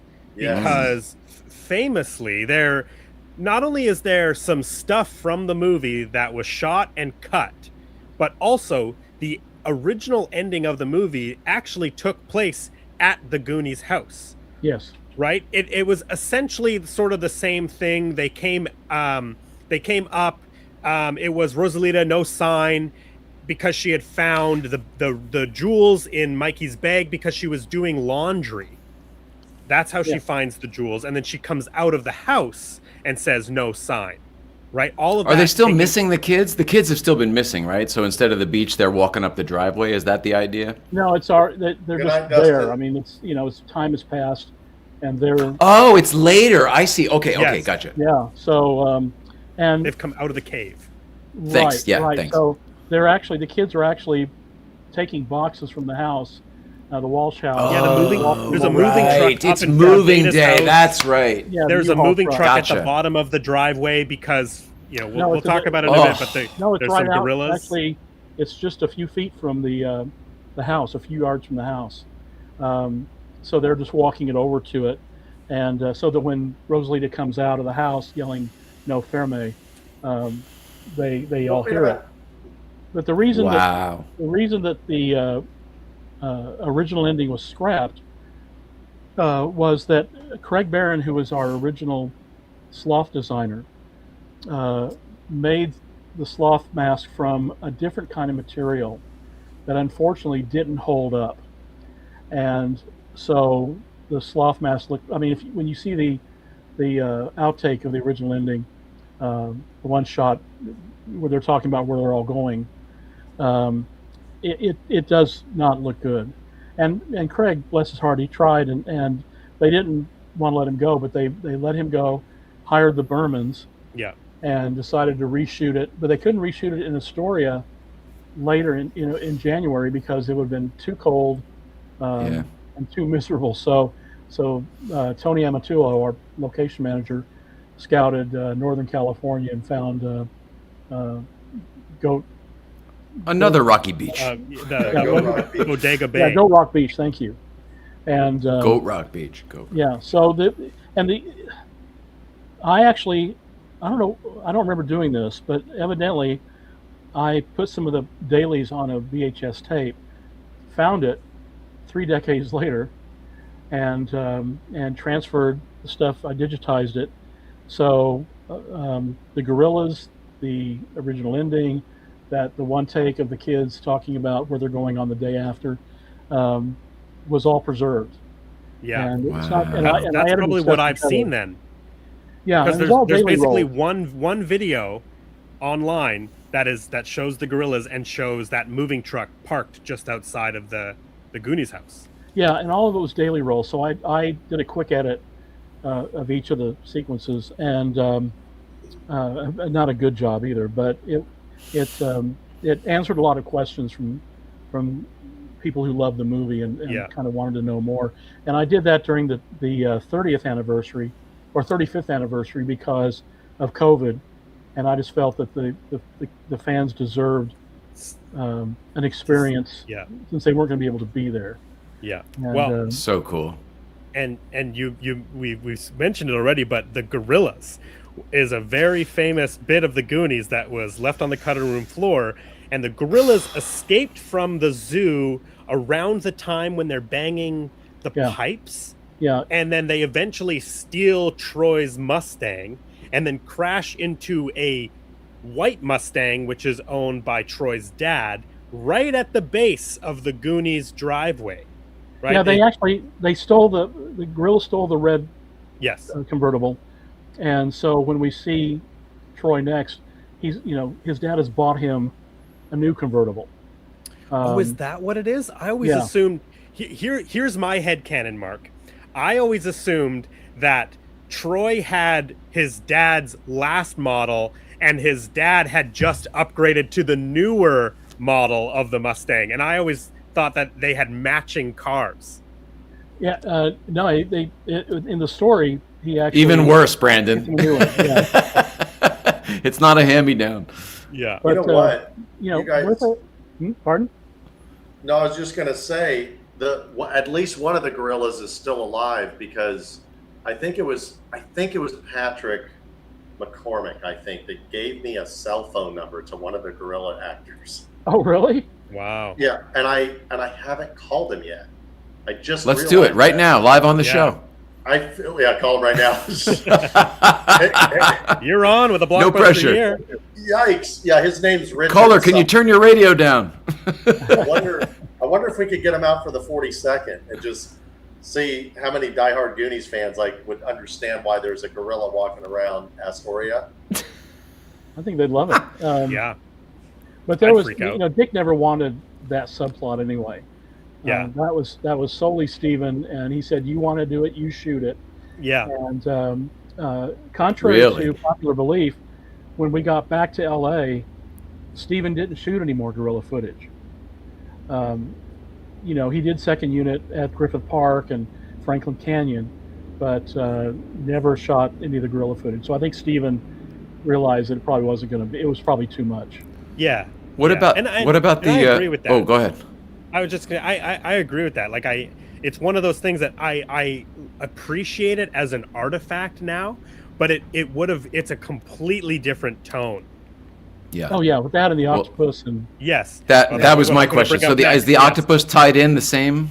Oh, I forgot that I brought visual aids. Yeah, there's. Oh yeah, my. I mean, yeah. That has nothing to do. Hold on, freeze frame. I got to take a picture of that. I know I've seen it somewhere. Oh, look at that! That is right by your house. So on the left is Terry Semel, who was co-chairman of Warner Brothers, and I think that may be studio executive. Oh no, I'm sorry. Lucy Fisher's on the right, the woman. Right. I guess that's the gorilla. And then Dick, not the far right, the woman. I'm not sure. One of them's Bertha, one of them's Bonzo. That's all. And then Lucy Fisher was the production exec on our movie. Yeah. So this is right at the bottom of the driveway because you can see the red Mustang, and then I have this screenshot here. Oh my gosh! Oh my god! So this is amazing. Right at the bottom of your driveway, Bayman. Oh my god! You turn left up there. That takes you up to the Goonies house. Yeah. Do you see all the people on the very right? They're moving out too. So the whole area is going to be. Oh my goodness! Of course, because everything's getting knocked down. Yeah.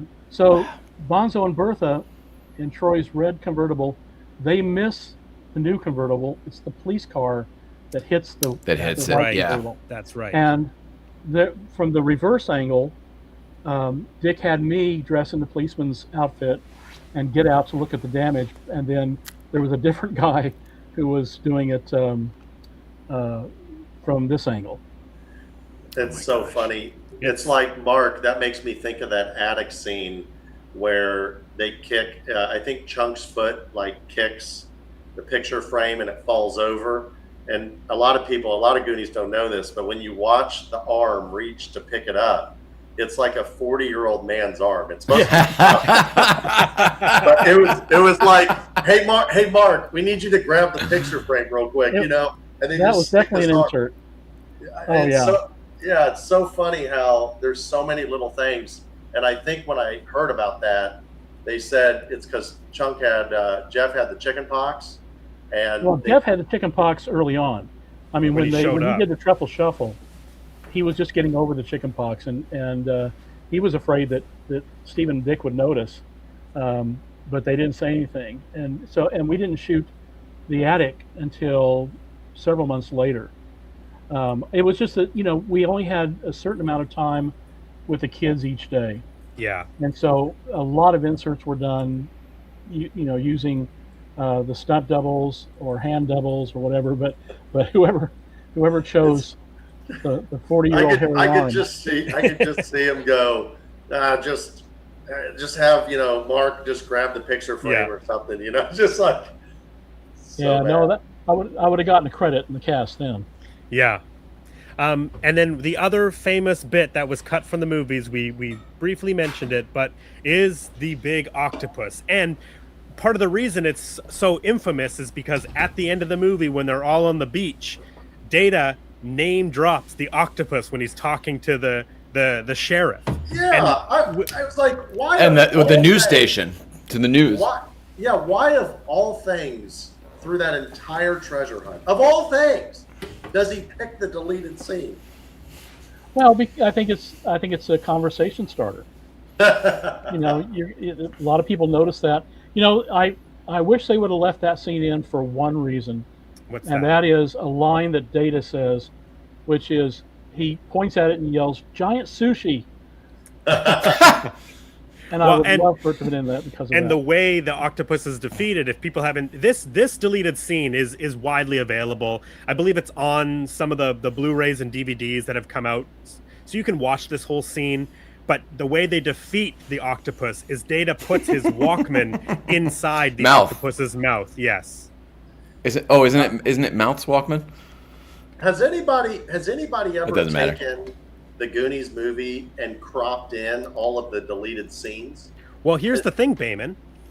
I watched it on Disney Channel. Famously, the octopus scene was put back in the Goonies for TV versions of it because they would cut out the shits throughout the movie, and they would need to chunk out. Speaking chunk, they need to fill out the film for commercial breaks, and so this was the scene that would always get put back in the movie. And it's famously one of those scenes that people remember from their childhood, but then when they got the physical copy, it never was in there. So it kind of had a Mandela effect, but it famously was just the TV version had the octopus in it. But I don't mean just the octopus scene. You've got the coffee shop that's at the bottom. Love that stuff. Yes. That's my favorite. That's one of my convenience store stuff. Why they cut that with the ice cream. So yeah, where Chunk's diving in the cooler or whatever. Love and that. Then you've got the one on at Canavici Cola where the kids are. It's Data has another gadget. It's like a camera that falls and breaks and goes. Oh, no, I don't know that one. Oh yeah, it's I don't know that one either. It's like extended footage of when the kids are right before they start hopscotching to the Fratelli's hideout. Yeah, that's what they're at. And Data does his. Oh, you guys look. And he hits it, and it's like one of those old 35mm cameras, like falls out, hits the lock, blows up, and he goes, "Oh no!" like that. And but somebody needs to take that scene, the coffee shop scene, the octopus scene, and the gorilla scene, even like somehow blend them together and make this push and play, hour everything, 2 hour and 15-minute version, And the thing with that. Go ahead, Mark. No, there was only one reason those were cut, and that is pacing. Yeah. I mean, the coffee shop or the convenience store slowed down the pacing of the movie. We get that Troy is a jerk, right? Like it's one of those things where it's like maybe there was a conversation about like is a hat on a hat? Like we know that he's a jerk. I didn't get it the first time. I didn't. I was confused the first time as a kid. Because Troy he's just a jerk out of nowhere, and because I didn't remember that they said Troy's dad in the beginning and all that stuff. You know? Well, and he lights the map on fire and tries to smoke it, and so that explains why there's burnt edges. Yeah. So it would have explained some things, but Dick was never, he was never a stickler for continuity. It was more about just pacing and making sure you keep it going forward. Well. And that is a big thing with the Goonies is the energy that this movie has is I think part of the reason why it lives on and sort of kids of that generation, like just really it stuck to them because it has that like that crazy friend adventure energy, the sleepovers with your friends, you're goofing around with your buddies. It's just like you can't beat it. Right. And you have to kind of preserve that energy through the course of the film, and again, that's the art of editing, and that's why scenes end up on the cutting room floor, is because you just realize the pacing of the movie. It's just it dips, attentions dip, or you just realize we don't need this information fully. Yeah, we just got to get to the caves. Yeah, oh, absolutely. Can I recognize two more contributions? Of course. Eric Nelson, who was our property master, who did all the treasure, did the map, the bikes, Statue of David.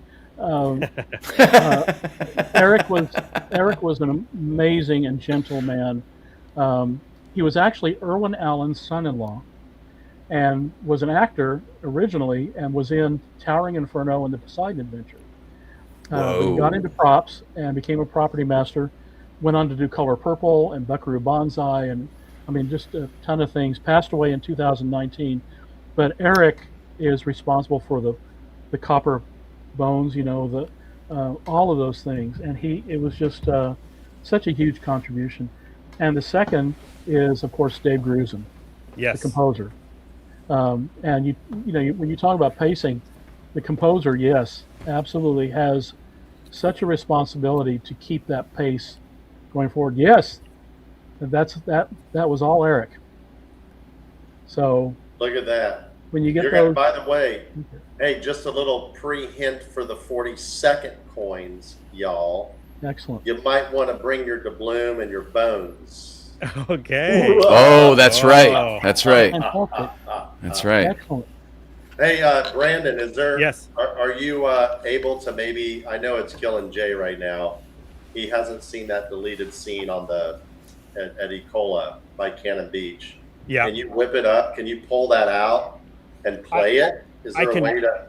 Not really in this, but I will look for it and I will put it in the description below. So anybody who hasn't I'm gonna seen look for it too. I'm gonna find the guerrilla footage. I'm gonna find all the everything that I can, and I will put all of those in the description below, so everybody can just have an easy access. Don't forget Mark's footage of the alternate ending, because that, even though that's never been on a DVD, if Mark had not taken his VHS camera that was probably this big, I'm gonna guess, and film that. I mean, I could see Mark. I know the layout of the house, so I know where Mark would have been standing, probably at the base camp, probably on a ladder, like a 3-step step stool, right by the porch. The fact that you capture that, Mark, I mean, is priceless. What are you talking about? The alternate ending. Oh well, no, that's actually camera footage. That was actual camera footage. Yeah. The dailies. Yeah. Why is it? So, is the reason it's low quality because it was transferred from? Yeah, it was a VHS transfer from film. It's amazing. I'm looking at it right now that we're talking about right there. Yes. Yeah. But by the way, there, the behind the scenes footage, the featurette that was done was directed by Mick Garris, who went on to be a great director, classic horror director. Directed the Shining TV series. Yes, and Walkers and yes. And a lot of other films. So yeah, wow, I did not know that. Yeah, Mick has a company called Nice Guy Productions, and he actually worked for Star Wars. He worked for Lucasfilm in 1976 as a receptionist. So it's made his name. The connections are all so cool. Daryl put in the chat, if anyone wants the movie with all the deleted scenes, he can send a link. So Daryl, if you're still listening, my question to you is, do you have all of the deleted scenes? All of them? I think he found it. It sounds like he found it. I'm also watching something that has tons of deleted scenes I've never seen, and I'll put that in the link as well. I'm going to link that in the chat right now as well. Yeah, please do. Yeah, because this 4K doesn't even have the deleted scenes on it. No, and the deleted scenes that you'll see on like a DVD are the octopus scene and the kids in the coffee shop where Troy smokes the map. Yeah. Chunks it. Yeah, and trying to think if any of the other ones made the DVD. The DVD has outtakes on it too. The 4K doesn't have the outtakes. Didn't transfer over. Interesting. Yeah. All my copies of Goonies. This is my box set. My Goonies box set. My VHS tape. We've talked a little bit about the cast. Obviously, we brought up Sean Astin plays Mikey, as we all know. Current SAG-AFTRA president down in Los Angeles. One of my favorite things is I love the movie Encino Man, and if people haven't seen Encino Man, it's a wonderful movie. Pauly Shore, Brendan Fraser, but also Ke Huy Quan is in Encino Man, and it's a little Goonies reunion years after. Ke Huy Quan plays like the leader of I think he's like the leader of the computer club, and they have a couple of scenes together. He's wonderful in that. Yeah. That's crazy. I didn't know that. Josh Brolin, as we know, Josh Brolin has always been my favorite character because we share the same name. Even though they call him Brand throughout most of the movie, there is one moment when Mrs. Walsh calls him Brandon. Actually, there's two moments when he's sitting in the chair, and then when he's getting the bike and she's yelling at him from inside the house. Hare Krishna, his full name. So she's going to commit Hare Krishna. Yeah, that's Carrie. You guys remember when Mikey says Josh in the basement of the Fratellis? He flubs, and they didn't cut it out. They didn't edit it. But instead of saying Brand, he says Josh, and they just let it rip. Yeah. It's before they go in the fireplace, right? Yes. Yeah. Yeah. Awesome. Obviously, Josh Brolin is still in our theaters to this day, but he's Thanos, No Country for Old Men. He was just in Weapons recently, huge hit. The Dune movies, like, it's just an incredible career. And Goonies is his first movie, right? Even though he does come from a Hollywood lineage, but Goonies is his first movie, and then right after Goonies, he goes and does Thrashin', the skateboard classic. Well, and if you read his book, you'll learn that he came to Goonies from juvie jail. Yeah. Oh. He was in a bad way and getting into a lot of trouble. Was in jail at juvenile hall and had to flunk his driver's test. Yeah. That's why he's used to working out, though. Yeah, it makes sense. By the way, because when that means you got to make it out with her and her mom. Yeah. When Brand goes off the cliff. Yeah. Thanks to Troy. That was actually Teddy Grossman, our stunt double, who lost his leg in Jaws. Yeah. Poor guy. Bringing it full circle. He plays the dead FBI agent too. Yes, in the freezer. Oh, no way. He's the stiff. Yep. Oh my God. Is the same guy who gets launched off the cliff. You know who played the best stiff was Damon in our group. Damon at the 40th. Yeah. Went to the costume party. Oh, I've seen these. Oh, Damon Crowe. Yes. Damon Crowe, absolutely. Yeah. Builder of the Rube Goldberg device at the restored Goonies house. Yes. His was incredible. He looked just like him. He looked just like him, and I go, how do you play that part to a T? I mean, that was like so good. So good. Oh, God. So great. Yeah. I forgot about that one. We need to get Damon and Donald back for the 42nd because I think they missed the 41st. When we rebuild the Fratelli's hideout out in Eckler Park down there, we can get him down. We'll dig it down. We'll put in a cellar, and we'll get him in the cellar. It'd be so good. We just have to find some 11-year-old kid that doesn't mind being terrorized by a dead guy in a freezer, Yeah. I still can't get over how Jeff was able to play Chunk because they put him in so many spots. I mean, you think about the dead guy in the freezer, the stiff, right? What about the blender scene? What about every other the back of the Cherokee? Yeah. I hate nature. I hate nature. And he comes running out, and they stuff him back with the stiff in the back of the Jeep. That poor kid. He is so funny in the movie. Like, just unbelievable for a kid that age to be that good of an actor, but also just, like, nailing the comedy of that character. His natural timing is incredible. Absolutely. Yeah, he always has had that. I told Behman the story last weekend that when we shot the scene in the freezer, Teddy Grossman was supposed to fall forward onto Jeff, and he was supposed to push him back and go, stay, and then he would do it again, and he pushed him back, and Dick said, tell him a joke, tell the stiff a joke. So, he's getting nervous, and he So he said, "What's green and flies over Germany? Snazis." And and Teddy started laughing. Yeah. And so they did another take. Jeff told a completely different joke.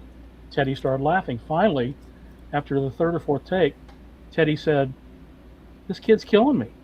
I can't do this." And so they ended up, truncating the scene. But that's just how funny Jeff was. Yeah. That's amazing. I mean, and it doesn't surprise me watching his work. Yeah. Well, it shows you exactly why he was cast, because he's just so naturally gifted and funny that he's able to do all that stuff. How did he not win? Yeah. Mark, do they not have Oscars or Academy Awards for 11-year-olds? Could they have not given him one for that? Well, they have Young Star Awards. I mean, it's their Youth and Film Award or something, and I think Shirley Temple won an award pretty early too. Yeah. I don't know if there's restrictions on the age. I think it's just in an ensemble piece like that, it'd be weird to single just one kid out. Is Anna Paquin still the youngest Oscar winner from her performance in The Piano? She might. Well, how old was Tatum O'Neal when she? I think it's Tatum O'Neal from Paper Moon. Is it Paper Moon? Yeah. Okay. But Jeff. She was like 10 in that, wasn't she? Yes, 9 or 10. Yeah. But anyway, Jeff was naturally funny, and he was confident. I mean, listen, he was Jackie Mason in a 10-year-old body. Well said. That's exactly. That's very good. Yeah, he just knew, and he wasn't taught it. He didn't learn it anywhere. It just came naturally to him. Yeah, just a funny kid. It's his personality. When we would get together for holidays at the Coens house, Jeff made us laugh throughout the whole thing. Yeah. And Annie Ramsey would just roar with laughter. Wow. They need to be able to retroactively give awards, I feel like, because when you look back at that character, I mean, you could take all the Stand By Me characters, right? Take every other kid movie. No one played a part better than Jeff playing Chuck. Yeah, well, even just if you think about the speed that he's talking, I think is impressive even for an adult performer. Sure. There's not a moment he's delivering lines. Not a moment is he delivering a line. He is just living. And his timing was perfect. Yeah. Yeah. And that's probably why he's such a great lawyer to this day. Yes. He can just talk and talk. But he can still improvise like a son of a gun too, because again, back to the panel with Mark Marshall, well, Behman was there too, but with Mark and specifically Jeff Cohen up on the screen, your guys' improv bantering back and forth was what the people were loving most. Yeah. Oh, they loved it. It was incredible. Second time he'd called in 2 years, and he just made it very special. I'll say. But sometime Google Youth in Film Awards and go back to the 80s and see if any of the kids got an award. I don't know if any of them did. And Behman, if not, I feel like you did just create your way to get Jeff Cohen up to your house. You just have to create an award and an event, and we invite him, and then it would be rude to not accept. Correct. I agree. Mark, maybe that's the way. Jeff, if you're watching this, we have a huge award. By the time you watch this, we'll probably be 7 years from now. So come to the 50th. Yeah. We will have an award for you, and it will be, what are we going to name it, guys? The Retroactive Kids Award of 1985, Best Child Actor. Yeah. I maintain I don't want to single out any one of these kids over another, but wow, is he impressive in this movie. Yeah. Jeff, if you're watching this, we need you in the flesh and blood to come back to Astoria. The Goonies behind need you. Yeah. Behind you, Jay, is you just missed it. Dick Donner and the first AD, Dan Colsrud. It's them Goobers. On the beach. Yeah, he's in the ATVs. Yeah. And by the way, Dick's Jeff's little sister, Edie, is in the movie. Obviously playing his. Is that Chunk's little sister? Yes. Yes. Yes. And Edie is now a writer and director and a comedian.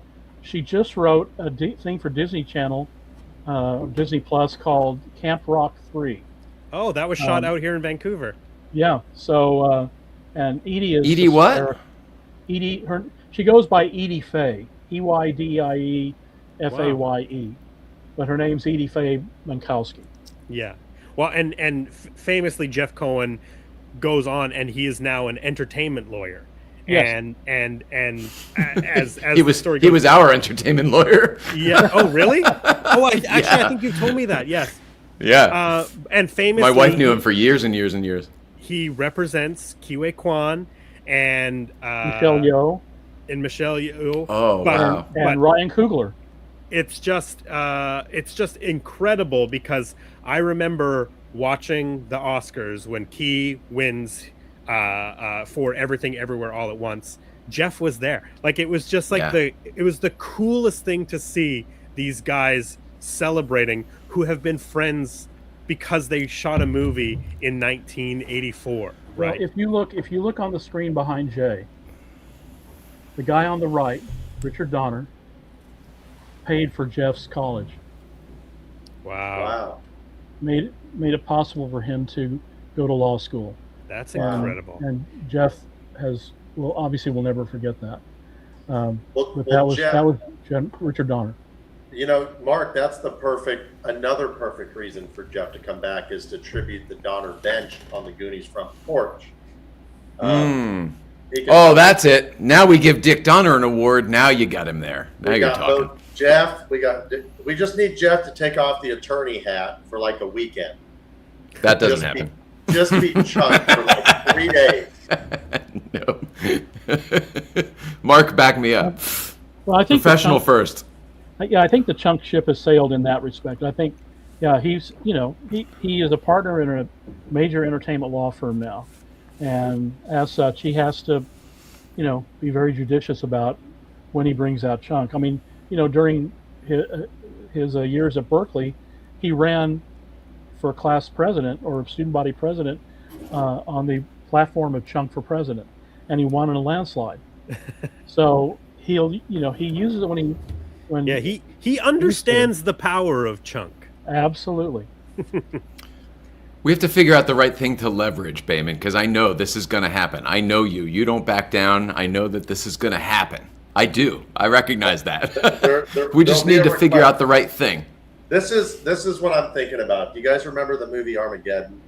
And when they're getting ready to save the world from the meteor or whatever, and they're asking them, "Oh, what do you guys want for this?" or whatever, and they're like, "This, the best." And they're like, "And we don't want to pay taxes ever again." Right? So mine would be, I need Chunk to come back to the Goonies house one last time.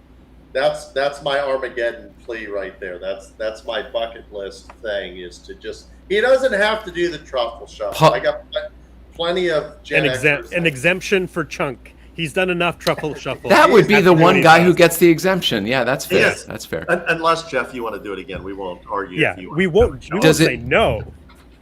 Does it have to be publicly, or can he just do this for you sometime? It could be private, although because we love to share, we would love the fandom to be able to experience that. But if he'd rather, visit privately and say, I just want to, come back and say hi kind of thing, we would of course let that happen. It would be awesome. While I'm having like Dustin and Daryl pull out like the tree stump slowly and put it over there. Push the lumber a little bit. Nudge them onto the tree stump a little bit. It'll be good. That's just even Josh Brolin. We got lucky when we were filming the show that when we had kind of took a break, it was a lunch break. Corey. I know where you're going with this. Yeah, this is Mouth just starts dialing. And he calls Key, and he couldn't get a hold of Key. Key was probably filming one of these movies he's in right now. So Key didn't answer, but then he FaceTimes Josh, and Josh just answers. And they're just talking. And you could see that the production crew caught wind of it after about a minute. And they were in there with iPhones. Because they had scrambling to get their cameras. They mic'd us, and we're sitting there, and you could see the frustration on their face because all the camera guys are sitting on the picnic table outside by Data's house eating lunch. Everybody's demiked. And here we are. We've got freaking Brand. Pivotal moment. Pivotal moment. And we're talking to him. But yeah, I remember, Corey just hands me the phone, and I couldn't help but record it. So I have it recorded. It's very terrible because I'm trying to talk to Josh while I'm recording it. So I'm on Corey's phone. I've seen it. The fact that you have it at all is the win. God. And you have the audio of it. The audio, and I've got the video of Josh's face. He had a goatee that day, but he wanted to see he goes, "Where's my pull-up bar? Oh my God." He's like, "Okay, where's the statue? Oh my God. Oh, there's corn chips on the table. Oh my God." Like, he was reliving, but the goal is to get everybody, to get Martha, Josh, Key, Jeff. The others have made it, except Joey Pants has not visited back since we've owned the house. He's just, Davi calls him pain in the ass Joey. That's like, he doesn't just say Joe or Joey. He just says pain in the ass Joey, like it's one word. Yeah. And so it's a matter of just getting pain in the ass Joey back, right?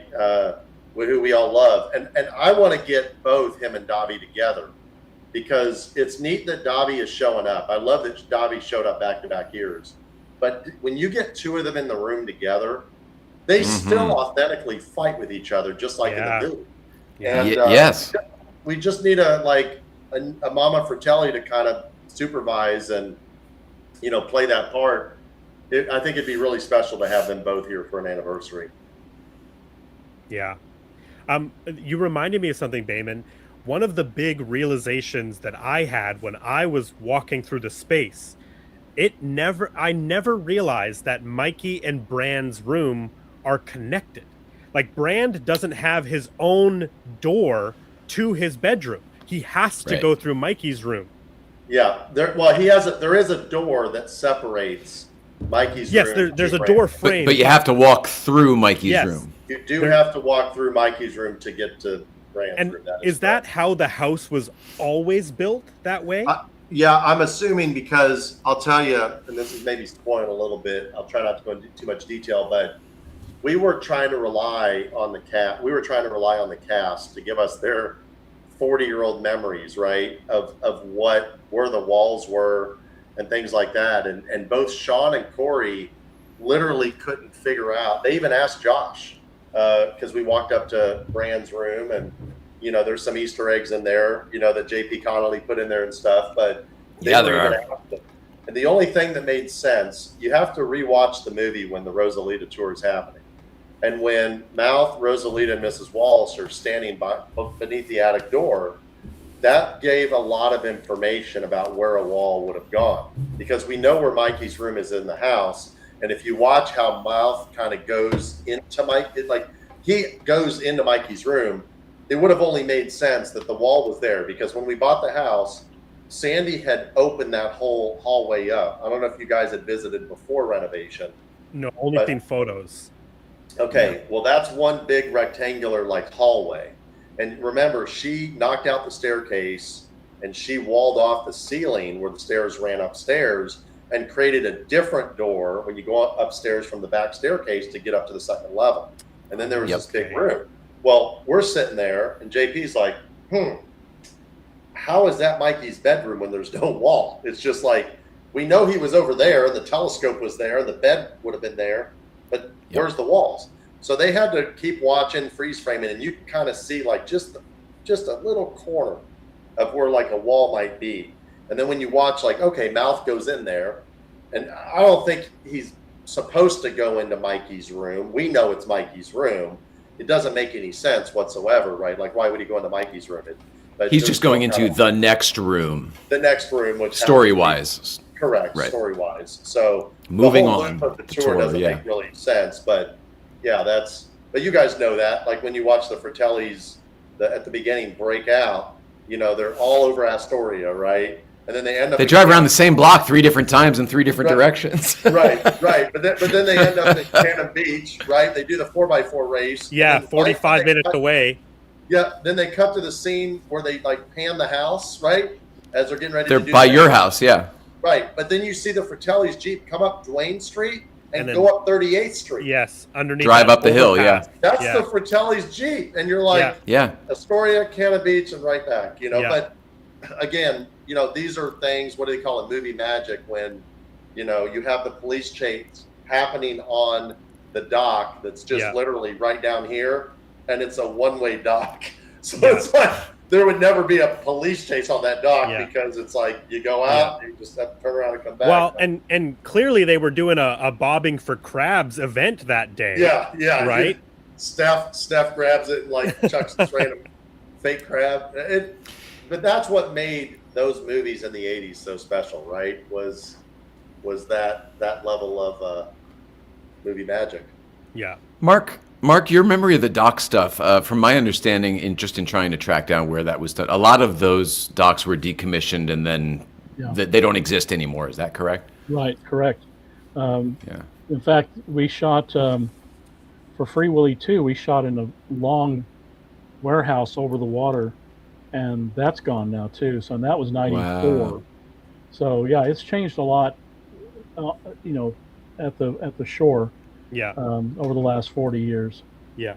Well, so that's a great transition because one of the things that I think is interesting is that the Goonies only took over Astoria for 3 weeks.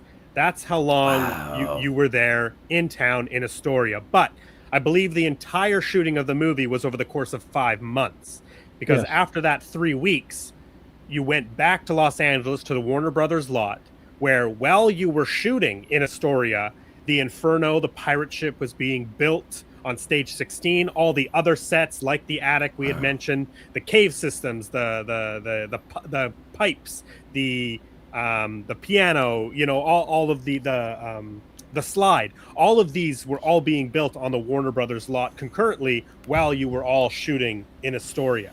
And it's like, 3 weeks is, you know, a good chunk of time, but it is kind of incredible that this movie has such a footprint in culture, but you really were only in Astoria for 3 weeks to get all of that exterior Astoria footage. That's right. You gonna say something, Jay? I was just going to say, I forget, including today when I was rewatching this movie, not like I didn't know every frame, but I forget that the moment the kids go into the fireplace, like we're done with Astoria. We don't see it again. We're basically in sets. I mean, I completely forget. I almost want to just watch that 15, 20 minutes over and over and over again. Obviously, the Fratelli basement is a set, but was the interior of the Fratelli, like the restaurant, was that at Ecola Park, or was that a set? Yes. When Jeff charges and goes to the door and falls on the floor. Yeah. The first part where he up to the door was location. When he fell on the floor, that was already staged. Okay. Warner Brothers. So the abandoned the lighthouse in Ecola Park was just an exterior shell. Yes. Okay. Yeah. Correct. Okay. And we shot on 4 stages. We shot on stage 15, on 16, which was the largest stage in North America, and then 19 and 19A, which was the caves and the Fratelli or the Lighthouse Lounge basement. The stage 15 was the wishing well, which led to the log across the waterfall. Yeah. Which led up to the organ chamber, which then led to the water slide, which emptied out into the wishing well. Which amazing. Like all like you could actually walk through that whole. Yeah. Like in reality. Mousetrap. Absolutely. Wow, that is awesome. So cool. Yeah, so it was very efficient use of space. Every foot of stage 16 was, you know, the cave emptying out into the water, and the Inferno, and that took up the entire stage. And there were other films that had, I mean, I think an Errol Flynn movie may have been Captain Blood. No, not Captain Blood. Seahawk. Or one of those was shot there, and then later Perfect Storm was shot there, Poseidon was shot there, and Jurassic Park was shot there. if you do the Warner Brothers studio tour, you do get to see Stage 16. But Stage 16 is so big and impressive that if you're at Universal Studios in the theme park and you're walking down the escalators on your way down to the Jurassic World ride, if you stop halfway and look down through the valley, you can see the Stage 16 at the Warner Brothers lot with the big tall building and a big Warner Brothers logo on Yes. it. And It's the one stage with the big Yes. Warner Brothers logo on it. Yes, Exactly. and that is where they shot the pirate ship in Goonies. You know, several years ago, I visited. I was on the Warner Brothers lot for lunch, and I remember. You know, I mean, Stage 15. Obviously, a lot of things have been shot there, but the last thing that I remember being shot there was Conan O'Brien's talk show. I was just about to say that's why we used to go over there all the time. Was Conan all the time? I kind of often wondered whether Conan's desk was in the wishing well or the organ chamber. Oh, like where its positioning was? Yeah. The funny thing, I know the stage plot of Conan's setup so well, where they had the green rooms and the dressing room. I know it so well. If you showed me what the Goonies layout was, I could tell you. We could overlap our knowledge and find the answer to that. Yeah, the And wishing answer well this was, very specific question. right. The wishing well was That only two closer- people want to know the answer to. Well, the wishing well was closer to the main street. The slide was closer to Stage 16. So that's, I guess, you know, it's south, north. Yes. Yeah, and then the organ chamber was south. If I recall, there's No, two elephant well, doors, east- one on each side, I think, on 15. Yeah, Yeah. yeah. What a tragedy that they had to dismantle that back in the mid 80s. There wasn't one billionaire or one person in the world that was like. And they wanted to sell it, right? They wanted to give it away. Yeah, they were going to give it to Six Flags Magic Mountain, Oh, okay. and they didn't want it. I also would like to note that shooting on the Warner Brothers lot is where you got the moniker the Goonie Wrangler, because it was your job, Mark, to know where all the kids were so that you could get them for shooting. Correct? Yeah, well, they were kids, you know, so they were during breaks or between takes, they would gravitate to other places, including across the way where Pee Wee Herman was shooting Pee Wee's Big Adventure. Yeah, that's what I was going to bring up. And they loved Pee Wee Herman, so they would always be over there. And yeah, so Steven, because the schedule was so tight and the kids were in every scene just about, Steven said, I want you to know where the kids are at all times. And I'd already kind of established a rapport with them between the casting sessions and then being up in Astoria. So, you know, it was a little less challenging than herding cats. But not much. I mean, listen, Carrie was almost 18. Josh was 17 and or 16 going on 17. It was really the Fab Four. Yeah. That was kind of the hard ones to pin down. And if you gave them any sugar, they'd be like a bottle rocket. Yeah. Be halfway across the lot. I know that is exact. I would be running to every single soundstage. I would be looking at everything. I would be just exploring that studio. That's exactly what I would be doing. They did that. You know, they had bikes, so they would during breaks or during lunch, they would ride to the back lot. You know, Yeah. and they were very responsible, so they always came back on time, of course. But you know, time is money. Yeah. Jason go ahead, Behman. Music, I was just going to say, Jason Music posted, are the blueprints to the Inferno still in existence? Jason, we may or may not already have them. Yeah. And then I think everybody wants to know, because Daryl's asking, Mark, was the tennis scene and the wishing well, was that at Griffith Park in California? Yes, in fact, Brad Tyndall already has located where the wishing well was. Really? In Griffith Park, yes, because I gave him a location sheet. And I don't know if it'll show up. What is that? And these are the blueprints. This is in Mark's book. Oh, wow. Let's see. Yeah, it's just a schematic. I mean, But it's the Inferno. I don't know if it'll show up. It's a little bright. I'm going to tell you guys, I've already spoiled this because enough people know, but I do want to rebuild the Inferno. No, I didn't think you were talking about that. I was. I will say it now. We keep talking about it. It was funny after we bought the house. We're sitting there looking out, and I'm getting used to the view and the pier and everything like that. And I noticed Pier 39, which is where we kept going to get coffee and breakfast and stuff like that. And these couple ladies from Astoria, they were probably 70, just came up to meet Liz and I. They wanted to introduce themselves.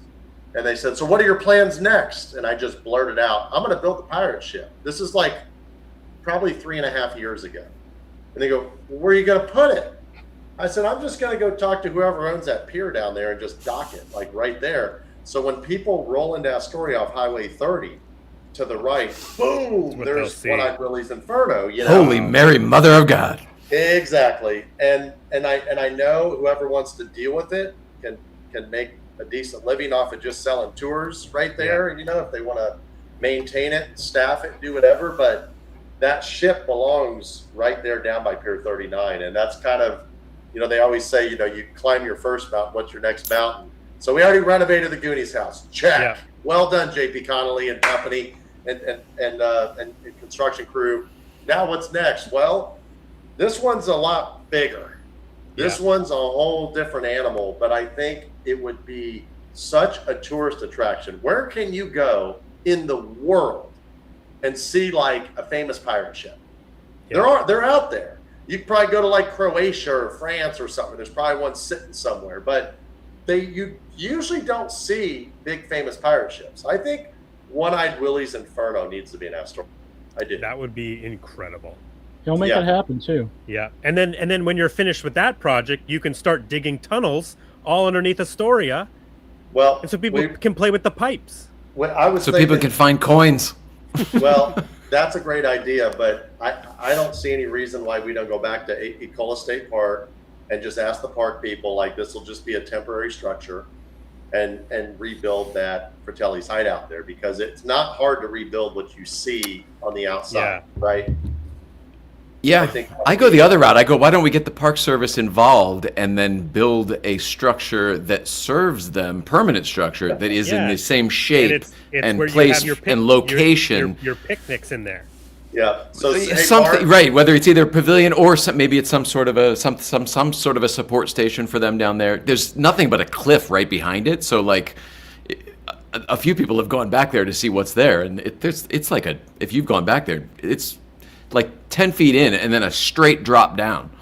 Mark, are you ready for season 2 of the Goonies show that we just did?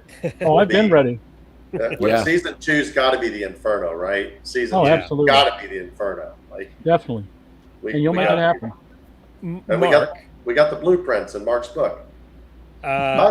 There's one other story that I would love to hear you tell about your time on the Warner Brothers lot, and that was when a very special visitor came to see the set, and you toured that particular individual around. Well, can you tell us about that? Well, Corey was the main ingredient there, because Corey absolutely idolized Michael Jackson, and Michael was at the Thriller. He was at the top of his game, and he adored Steven, and in fact, Michael was lobbying. Steven had a script of Peter Pan, not the script that became Hook.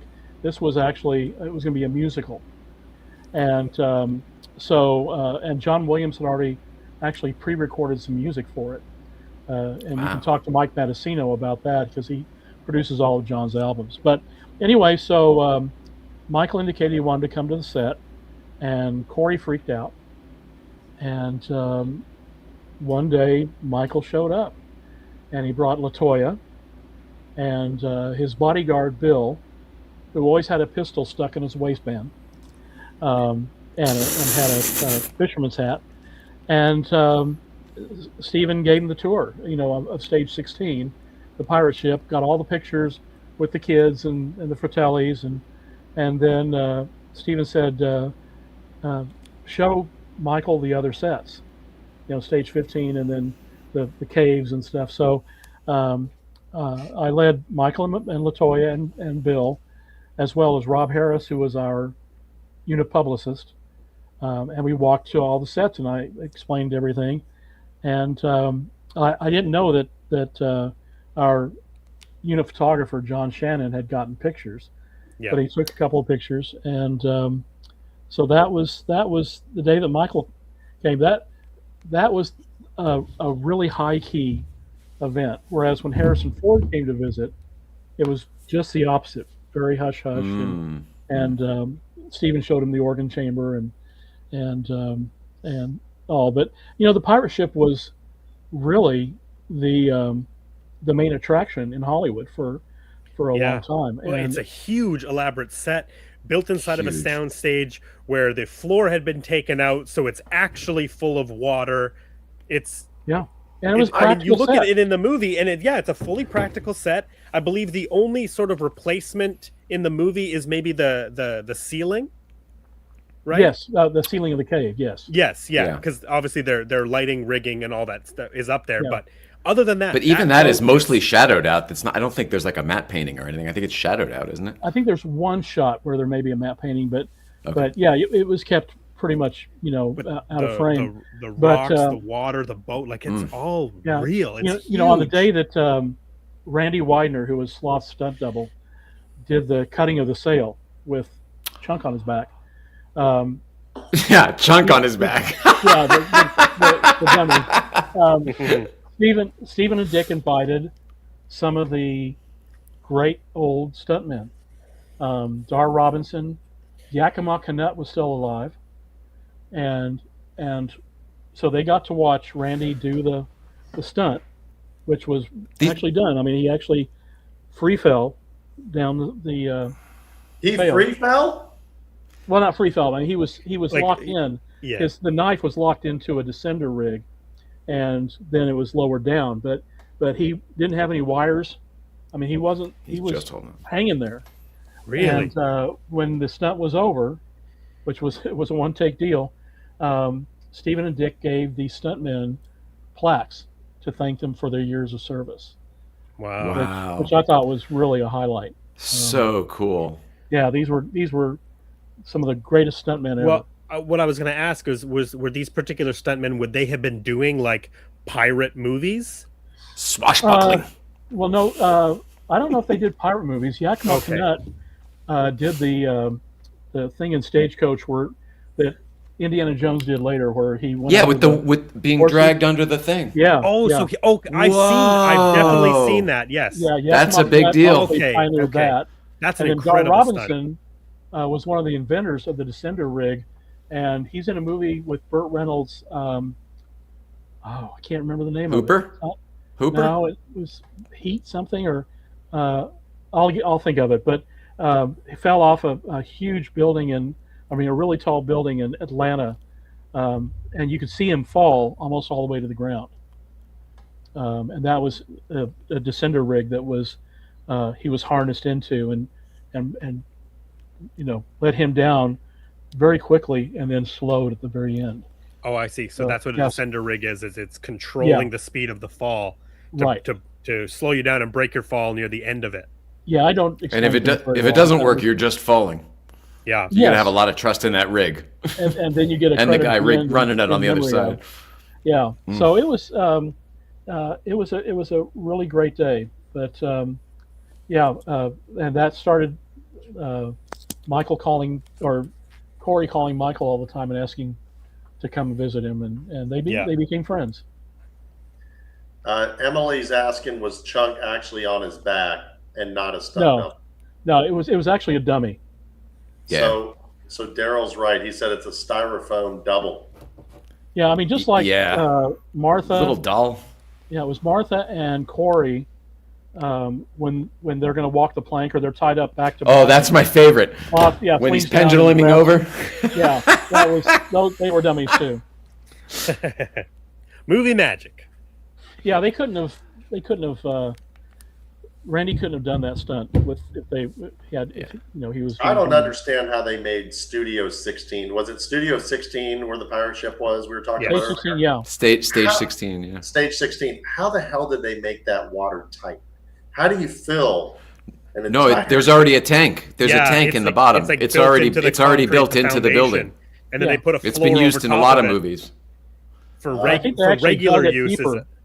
They went in. Oh, that makes sense. Yeah, even deeper. So I think it was 30 feet down. You're right. There was an area you're right. I heard about this. They excavated even deeper, so that the whole thing is one level, and then there's an area that's like another 10 feet or 20 feet because deep, when the right? kids were jumping, right, they had to. Oh! Went in head first. Of course. He went into that area right there. You need the deep end of the pool for the stunt, of course. Yeah. Well, do you know how Stage 16 became the tallest stage in North America? Yes, but tell these guys. Yeah.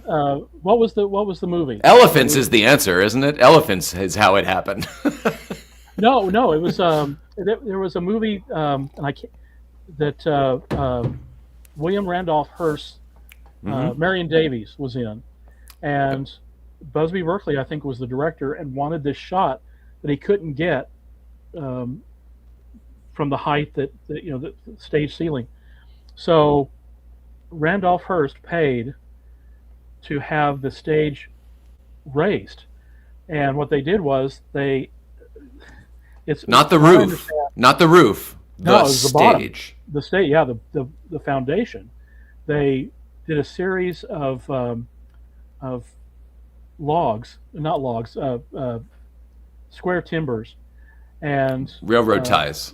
Yeah, railroad ties, and they did it by having drummers playing a steady beat, and on a certain beat, they would raise and hoist slide, it. Yep. Raise and slide, Wow. and so that's why it's really tall now. So as it got higher and higher, then they built the walls below it. So they raised the whole stage, and it's why it's the only stage in Hollywood that has those weird. It has like reinforcement beams all around it. Yes. It's because of that process that he's talking about. They raised the entirety of the building. The entire building, and then built new bottom around it. Yeah. If people are fans of the X trilogy from recent years, Maxine, the third film, the opening scene takes place in the parking lot right out front of stage 16, and I believe it would be 15 right beside it. And you can see in that movie how much higher that stage is, and what Jay is talking about, the weird sort of reinforcement. The very opening credit scenes is her walking to her car after auditioning, and you can see that whole building there. It makes it look very fortress-like, very government-like, unlike any other stage in the world because of it. Definitely.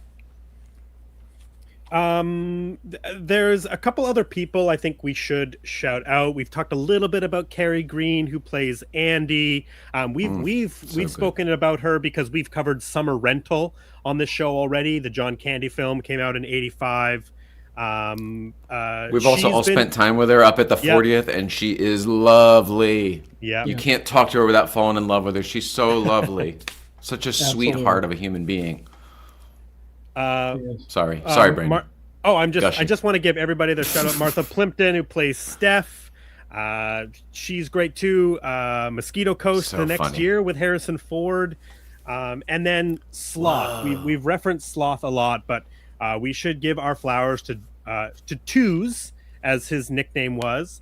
John Matusak, a football player, played for the Kansas City Chiefs for 1 year. Behman? No, the Raiders. But he played for the Kansas City Chiefs for 1 year. I didn't know that. Yes.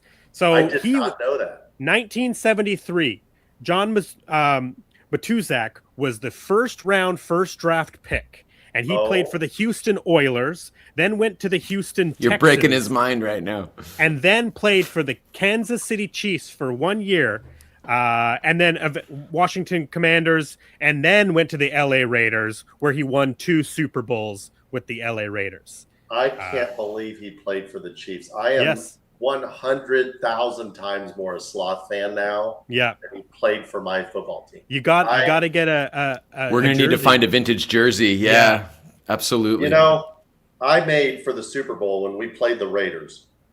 Not the Raiders, I'm sorry. We played the 49ers the second time in the Raiders Stadium in Vegas. I made a all red Chiefs Never Say Die flag that we hung at the Super Bowl.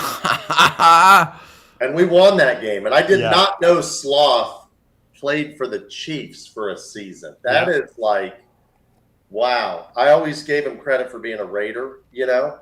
which is like our mortal enemy in our division. Yeah, well, and that was the team that stuck because he basically bounced through all these other teams playing 1 or 2 seasons, but he played for the Raiders for majority of his career. Wow, but he was a chief. Yeah. Wow. Am I making it up? Is there a picture of him in a Raiders shirt, like in the makeup chair or something? I feel like I saw Sloth or John as Sloth in a Raiders shirt? Maybe I'm making that up. I think so. I think I've seen it. You think so, right? I feel like I've seen it too. I'll have to check. I have like instead of the Superman chair of him in the chair, so I'll find. Oh, Whitney, I was just kidding. I knew that. I mean, those are the type of people that can undergo a full makeup transformation, which means they're showing up 5 hours before everybody else. So he's showing up 4 o'clock in the morning to then sit in a makeup chair for 5 hours to then go do a day of shooting, and then has to come back to the makeup chair and have everything peeled off. I think of like Robert Englund as Freddy. Like that's just a rough life. That's a rough life to do for a long term. Right? Or that's one of the most famous stories. Yes. Famously learned like military relaxation techniques. Like he was trained. No. Anti like torture techniques. Ways to breathe ways to escape into his mind. Yes, yeah. Well, and the thing is, he'd be in makeup for 4 hours, and Dick told the kids, "Don't get his makeup wet." Well, what would they do? They'd splash him, and John never got mad.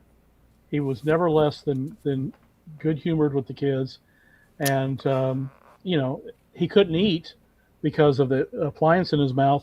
Yeah. And Davi and Joey would eat French fries in front of him while he was having to drink a milkshake. Cruel. Yeah, absolutely. Just like those two Dick brothers. Just like the brother brothers. Yeah. The brother brothers. John was very good natured. Yeah. And I think we need to, Behman, in future anniversaries, I really think we need to take some time to remember Keith Walker, who played Mr. Walsh, Mary Ellen Trainor, Lupe Ontiveros, who played Rosalita, John Matuzak. Absolutely. I just recently connected with Lupe Ontiveros' oldest son, Nicholas, and I know he'd love to be involved in any remembrance or any events. So, did Anne Ramsey have any? In the crosswalk. Annie, yes, Annie. She has. Does she have any? Oh, there you go. Has a niece, who I think visited for the 30th. 30th. She was at the 30th because we got a picture with her because she kind of resembled. I go, you kind of look like Mama Fratelli. She's like, she was my aunt or something like that. And I think she had a shirt that said like my aunt was Mama Fratelli or something like that. But Mark, that's a great idea because we got lucky with Paul Twerpe, sheriff, because Lisa Downs connected him to me, and I just said, Paul, come out here. He's like, I've never been to Astoria. I go, wait, you were sheriff in Astoria. Was this more Hollywood magic? He goes, we shot it in California. I've never been to Astoria. And I'm like, oh my God. Even the beach was Astoria. Yeah. Oh yeah. And he has such California.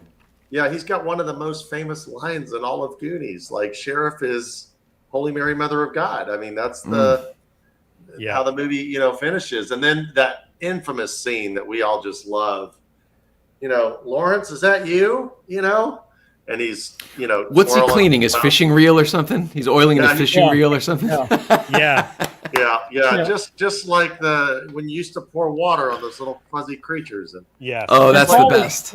Paul was a Donner Stock Company actor. He was in the Lethal Weapon films.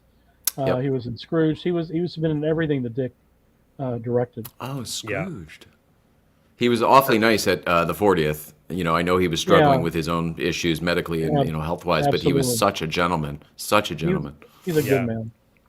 Yeah. Parkinson's, I believe. Yes. And who else was there at the 40th that I met was Troy's dad. Yeah, Mr. Perkins was there. Yes. Yeah. Right. What was his name again? Is it Curtis Hanson? Curtis Hanson. Thank you. Yes, he was lovely. He was so nice. Talking to him we were talking to him in basically the same spot where he first talks to the kids up on the up on the Is your balcony. mommy home? Is your mommy home? She's not buying Pampers for us kids. Yeah, you know, I wish. What I was. Oh, go ahead. Sorry, go ahead. Go ahead. No, I was just so taken with him. I was there, Brandon, too. I didn't know that man was a former cop and had a whole life before the movie industry, and getting some stories out of him that had nothing to do with Goonies were very interesting. That man has seen some stuff. I'm sorry, Mark. Go ahead. He was great.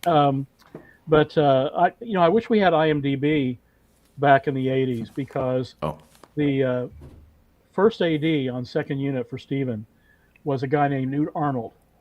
And Newt is actually in the film. He's in the shower scene. He has the eye patch. Oh, okay. He wore an eye patch. Oh, no way. Now, yeah, he was Hitchcock's first AD on Psycho. Oh, wow.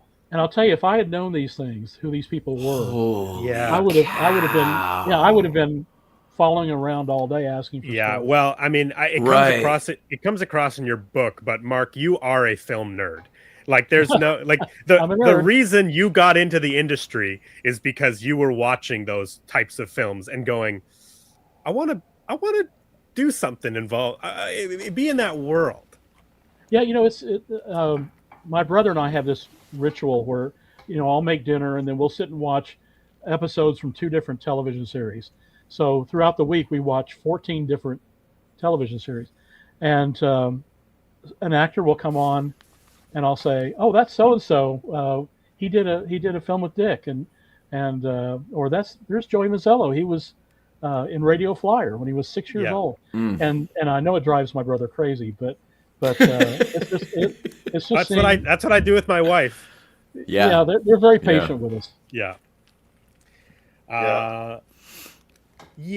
Speaking of which, Behman, your wife, Liz, is one of my favorite people in the entire world. We didn't invite her tonight, not because she's not invited. I had a feeling she might walk through, but every time something like this comes up, I feel like I pressure her into getting involved, and I specifically didn't want to do that this time. No, so that's the only reason I didn't invite her specifically. I hope she knows she is always more than welcome. And we love her. That's why I want to celebrate her too, because just like you are, you know, kind and warm with all the fans, Liz is the exact same way too, and I feel the same thing from both of you. Except it's harder for her. It's harder for her than it is for Behman. She's such a special person.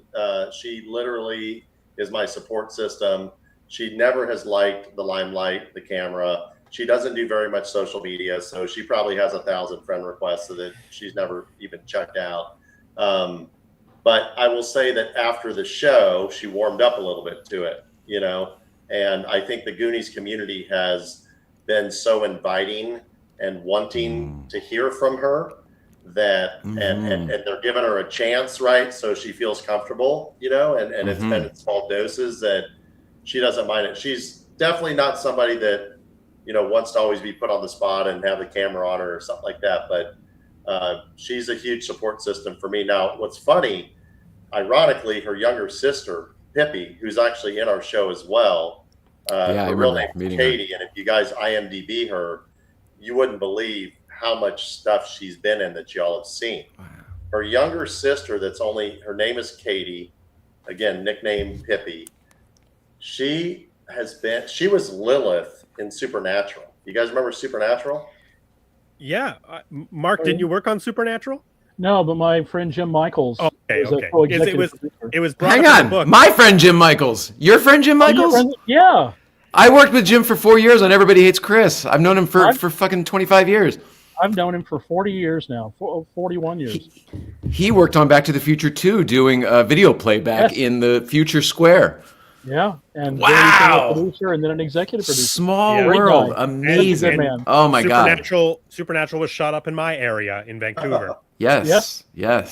Well, Liz's little sister is freaking Lilith. Lilith is like freaking Darth Vader, Supernatural, you know, and that's Liz's little sister, and wow. she's been in major motion picture movies with lead roles. Like she was in the Jackie Chan movie called The Spy Next Door.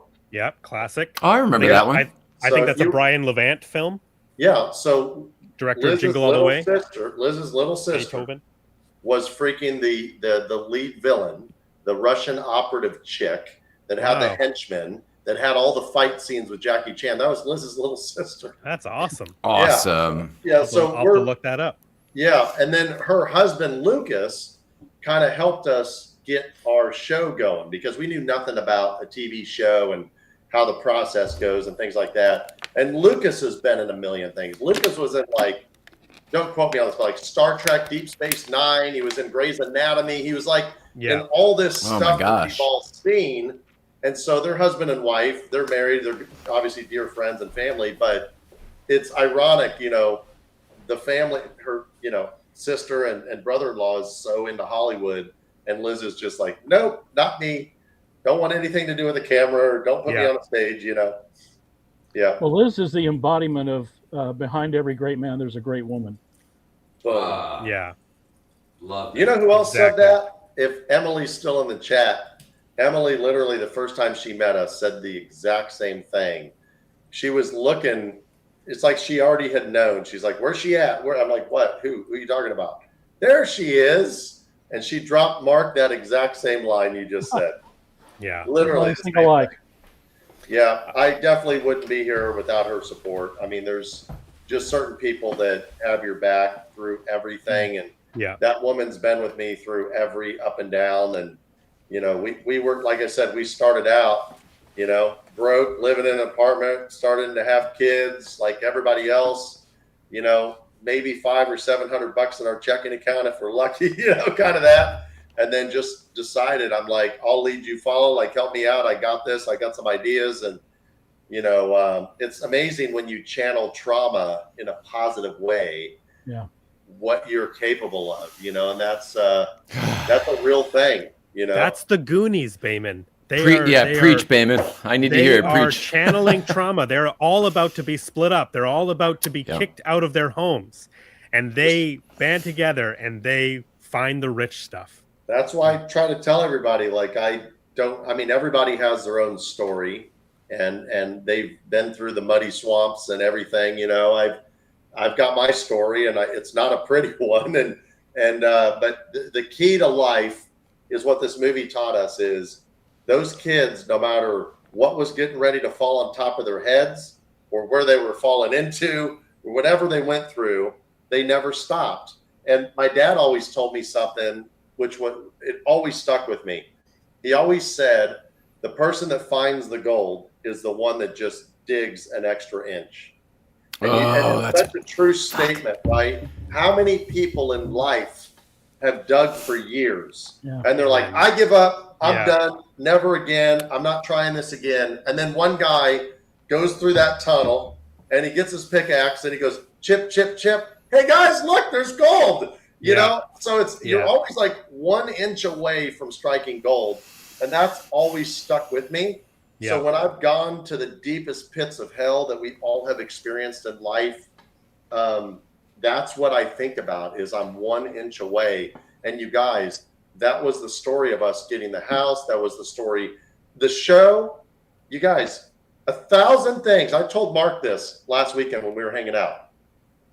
1,000 things had to go right in order for the show to have been the success that it became, including like even connecting with Mark alone and how that spidered and splintered into so many different positive things all the way to the end of us. We started this January and we said, let's run this by Steven.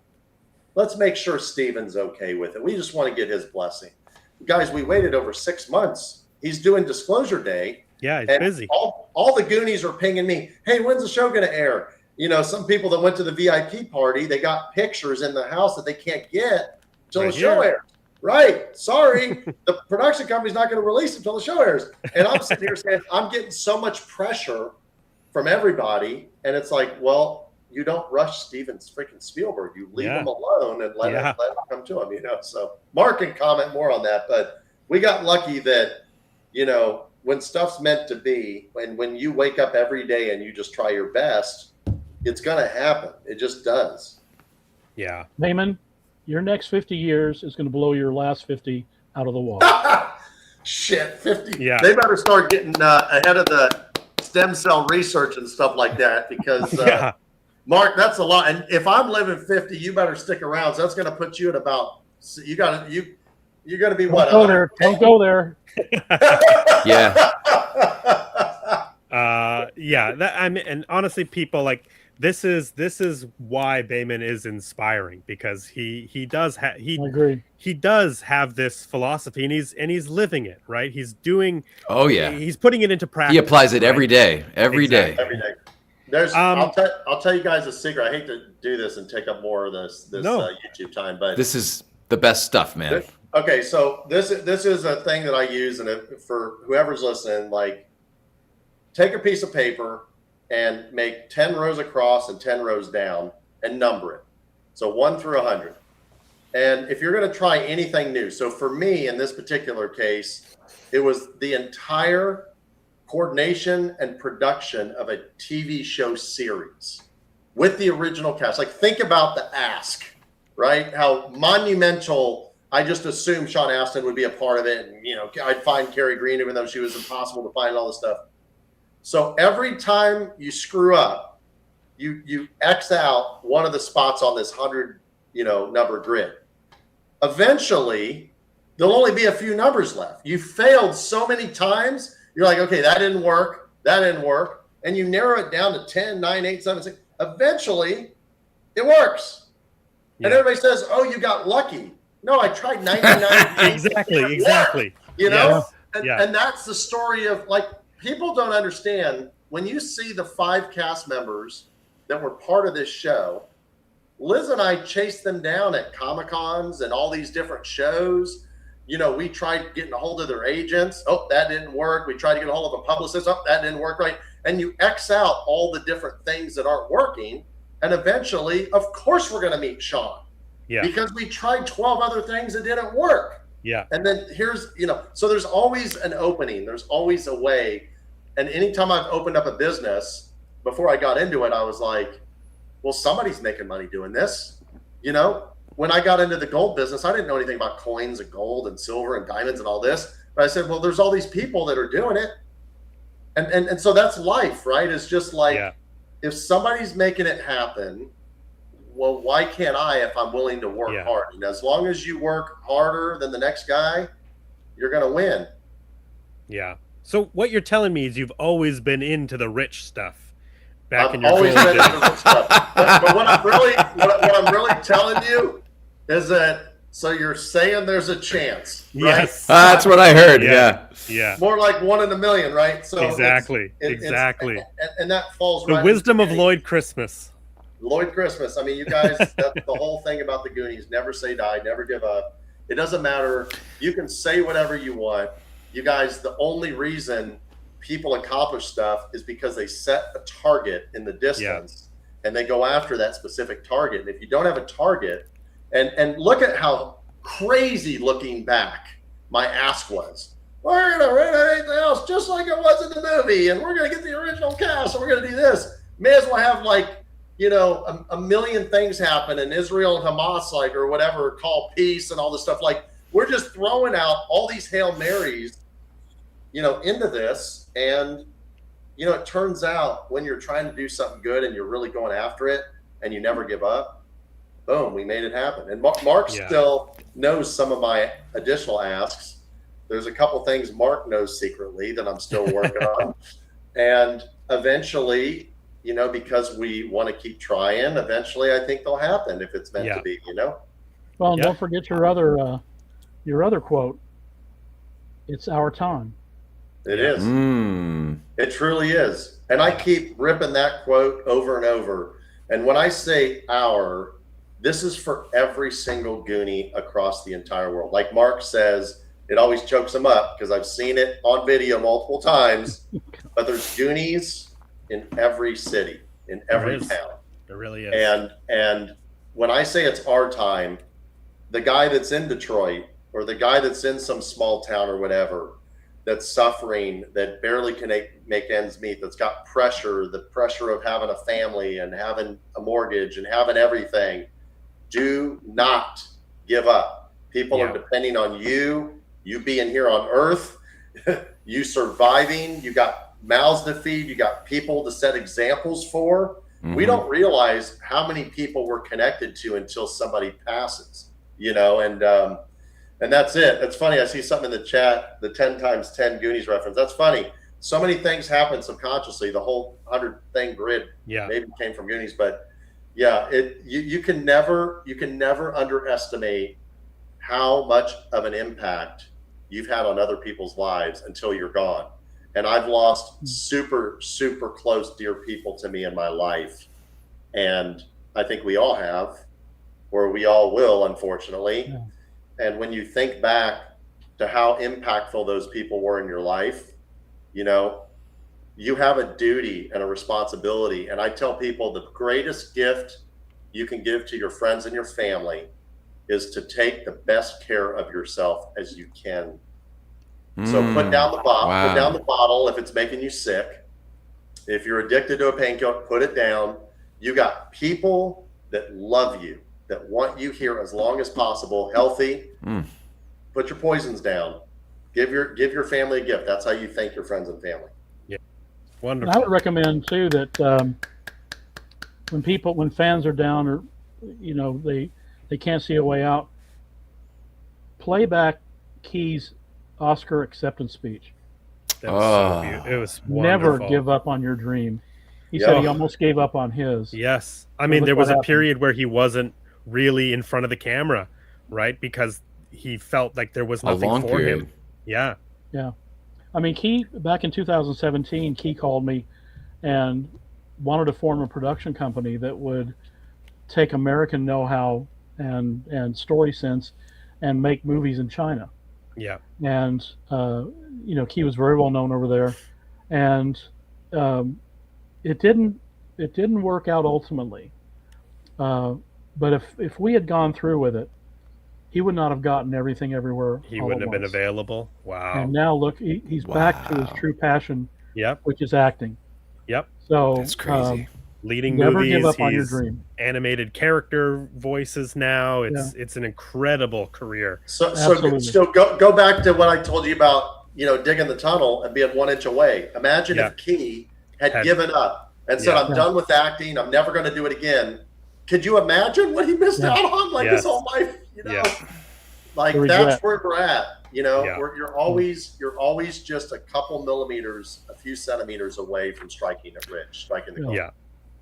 Behman, you never got to meet my wife, Nicole, but she used to use that analogy as a visual all the time of the little guy with the pickaxe, you know, the crazy ass through the tunnel. And then it's just right on the other side. And he's like about to give up. He's wiping the sweat. He's going, this is hopeless. It's totally pointless. There's no way this is ever going to work out. And it's right on the one more. And it's right on the other side. How about when my wife also... at Mikey at the end on the pirate ship? Yeah, where's the gold, Mikey? Yeah, where's the gold? They're all fighting with each other, and all they had to do was punch a hole into that thing. They were literally standing right below the gold, and they struck it by punching that hole in that thing. And that's the thing you got to remember. You're literally in life that close to hitting it, and that's happened in my life. I mean, I robbed Peter to pay Paul for so many years, and I just kept going. And eventually, you just get lucky, and they say luck. But what is it? What do they define luck as? Like opportunity meets preparation. Opportunity meets preparation. So if you freaking try 10 years, that's like 3,000 some odd days, 3,600 days.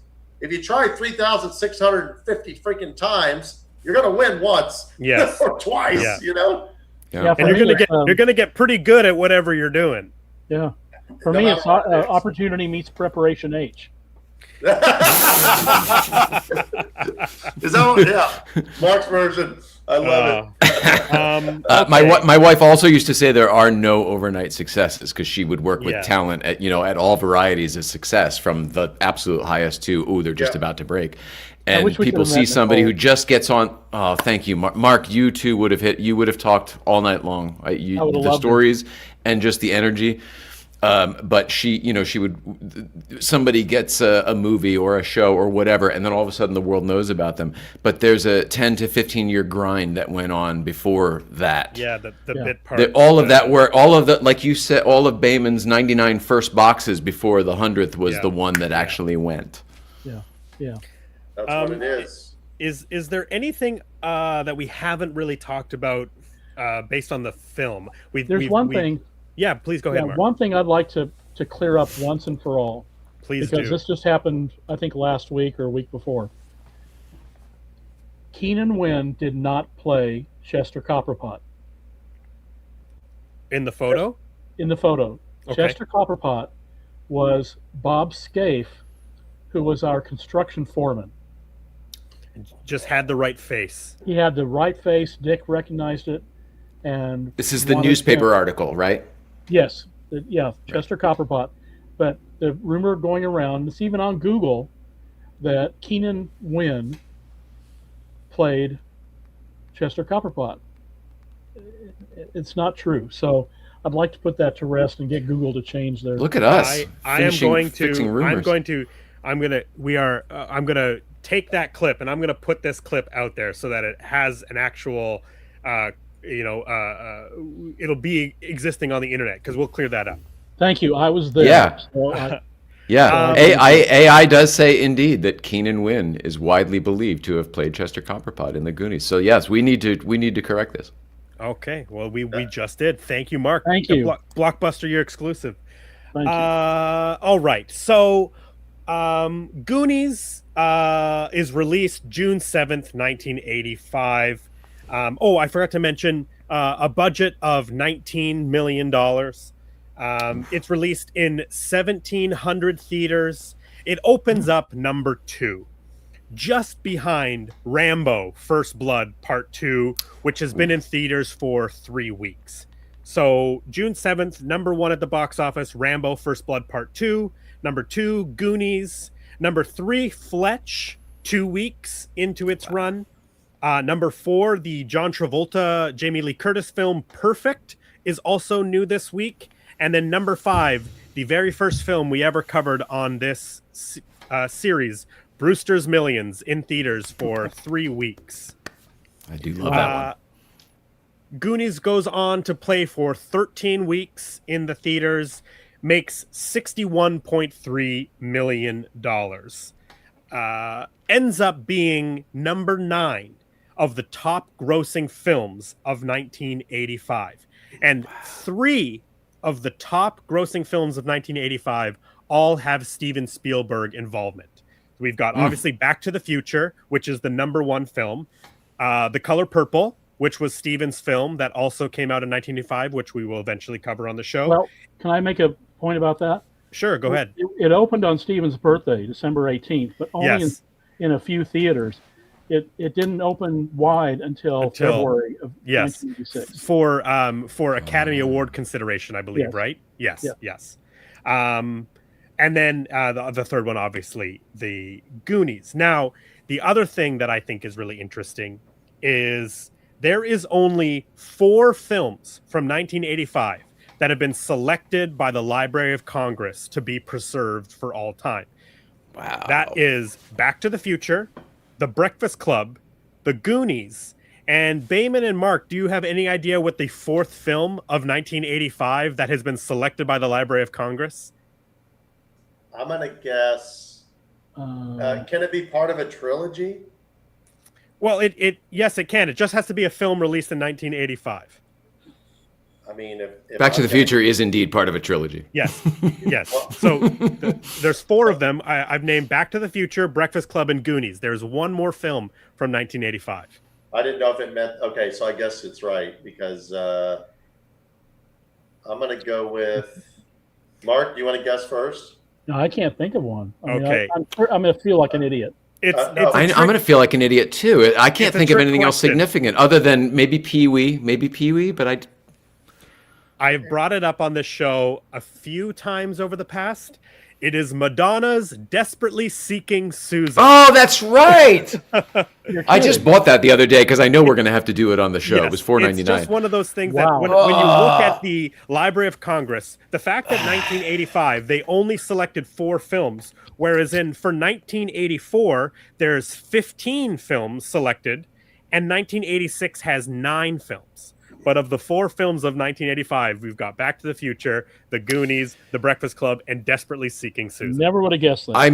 I maintain that's not because of its film status. It's because of the Madonna in it. Yes, she was. yes. There was nothing bigger than her in the 80s, man. She was a big deal. My guess would have been like Karate Kid, but I don't know if That's 84. Ooh, that would have been a good guess, though. It could be. I don't have the list in front of me, but Karate Kid is 1984, so it could very well be in the Library of Congress just the year prior. Yeah, that's why the trilogy thing came up. I see what you're saying. Right. Like one of the sequels. Yeah. On this show, we love to look at our pals Siskel and Ebert. Siskel and Ebert reviewed The Goonies. They ended up giving it two thumbs up. They liked it. Way to go, Siskel and Ebert. They are the ones who probably started the initial conversation of the kids just talking over each other. That makes sense. That checks. Siskel's quote is, they just talk over each other. It's you could walk into the movie 30 minutes late. That's what his takeaway was, is just skip all this stuff until the kids get to the tunnels. The funny thing, when my first time seeing this theater, we did get to the theater late, and they were already at the house. They'd already done the potato chip thing, and it was right before they went into the attic. Yeah, and I didn't know anything about the whole the jerk alert and all that stuff. Yeah. I missed the whole plot, though. I missed Mr. Troy's dad and everything. But I did see it like 5 times in the theater, so I guess I rectified that. And Ebert just said that it was hard to understand the dialogue, but he thinks the kids will like it. But in the kids liked it. The kids liked it.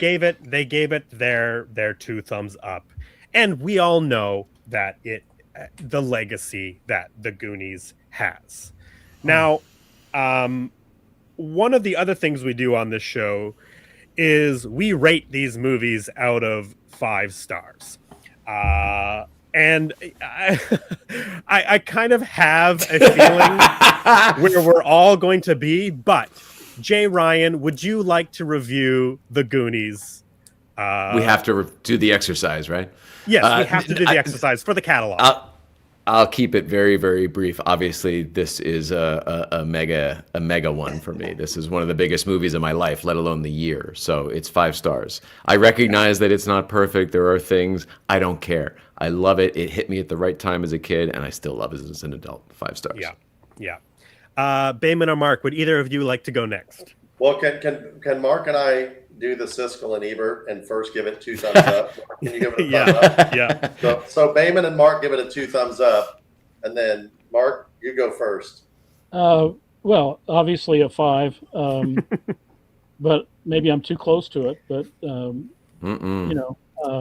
for me, it was a film about friendship and sacrifice and love and perseverance and all those qualities that resonate no matter your age. Yeah. And stick around forever. So I think it's a uniquely special film, and future generations are just going to keep falling in love with this movie. Totally, it's just going to grow. Yeah, I agree. Yeah. Well said. Behman, your review out of 5 stars. I just can't help but give it 10. I mean, I'm gonna give a movie the very first 10-star rating you've had on your podcast. And I know he broke the rating system. I have written it down as a 10 with an asterisk, knowing what that means for my organization system, but I will respect your 10. We actually rate in half stars technically because we do half. So he's given it 10 half stars. 10 half stars, exactly. It's a perfect system. I could not agree more. This is a 5-star movie for me. This is one of my favorite movies.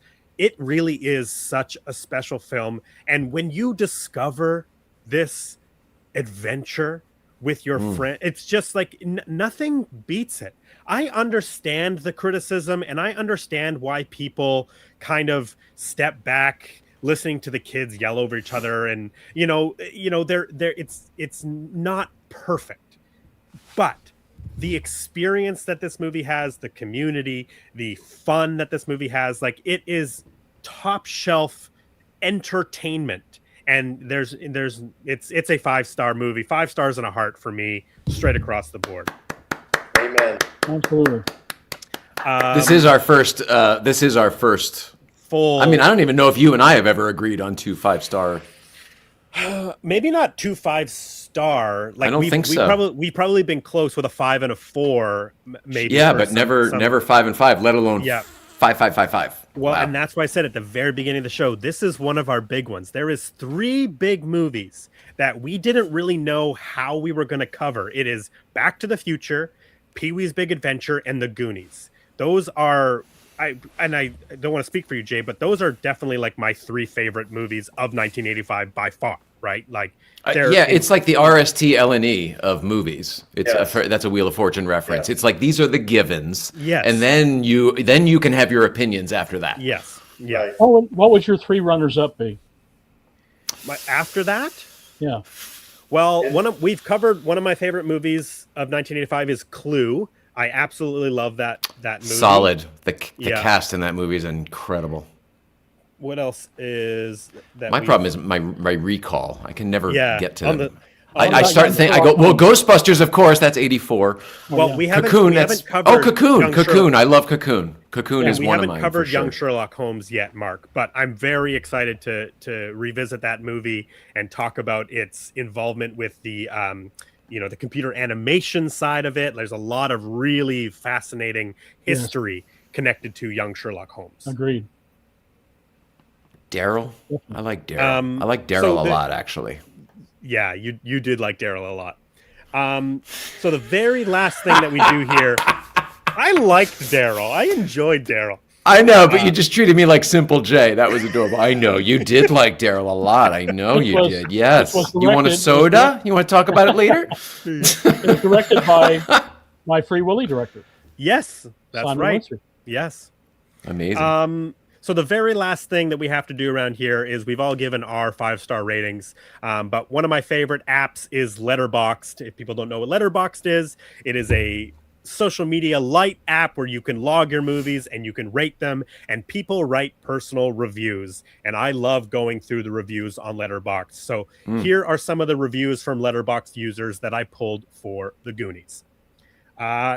Taylor says, as a kid, I was completely terrified of the Fratellis. Now they just seem like a group of idiots. 4 stars. That checks out. I kind of agree with that. Now they're more bumbling than I thought they were as a kid. Yeah. Ma, he's eating my pepperoni. Yeah. I don't wear a headpiece. You want your pepperoni up? You want your pepperoni? Here's your pepperoni. Sarah says, a timeless classic because the coolest thing in the world will always be pirates and Rube Goldberg machines. 5 stars. The Rube Goldberg machine is one of the things. Yeah. And it works. And it works. And it works. Shout out to Stiff Damon Crow. I've seen it with my eyes. And Donald. Just Claudia says, every 5 minutes someone's yelling, crying, or almost dying. Cinema. 5 stars. Okay, that might be true, huh? Never thought of it that way. And then this one, there's 2 more, sorry. Lena says, literally just kids screaming at each other for 114 minutes. 5 stars. And then the last one here. I never thought of it this way. I also never ever thought about the kids talking over themselves or each other. I never noticed that. I still I want to watch it again. It's really the only complaint I've ever heard from people who don't connect with the Goonies. Is it's like it's too much, it's an audio thing for them. I don't know, but yeah, it's literally the only complaint I've ever heard about the movie. The last one here comes from someone that Jay, Mr. Paul Scheer on Letterboxd. Oh yeah, sure. Shout out to Paul Scheer. It says, someone explain Martha Plimpton's introduction to me because the rest of the movie is perfect. 5 stars. Yeah, totally agree. I mean, we do see her grab the crab in the beginning, so we know she's somebody. But it's just one of those moments where you're like, at least Andy's doing the. Who does that? She's dunking for crabs. Do you have any insight to that decision, Mark? Well, or what her backstory is. Well, in the original ending, when the kids talk about where they're going, Steph says, my dad wants to go where the mackerels run or whatever. So she is a Goonie. A commercial fisherman. Yeah. So she literally probably worked in the Boondocks. She never struck me as a Goonie. I always thought that she was like with Andy, you know, on the other part of town or something. Maybe just because they were friends. I don't know why I assumed that. Well, I don't know. But she was on the verge of losing her house too. Yeah, she had the best lines. Wow. Yeah. Yeah. I feel like I'm babysitting, except I'm not getting paid. Chunk, I hope that was your stomach. Yeah. Oh, where are you? Your head is in the clouds, and we're in a basement. Yeah. Well, Brand put that rock there for a reason, and I'm exactly sure. love that. Oh God, that's so good. In the countdown before the show, she's the audio clip I used from the trailer. Somebody's coming. Oh, that's right. Right. That's right. She does have some of the best lines. I seriously cannot thank both of you enough for giving us your time on the show. It really all does of your time. mean, They went the distance. They went the distance. You did a real full blockbuster year episode, a 3-hour episode. Congratulations to both of you. I think I didn't have to pee at all. Amazing. At my age, it is. Brandon, you know what it's going to cost you for this, don't you? What's that? First, you got to do the truffle shuffle. I'll do it next time. Next time I'm at the house. I've known you a little longer, Behman, so I know your tricks. You know, like, how can I make it up to you? What can I do? I'm like, well then, let's talk about that for a second.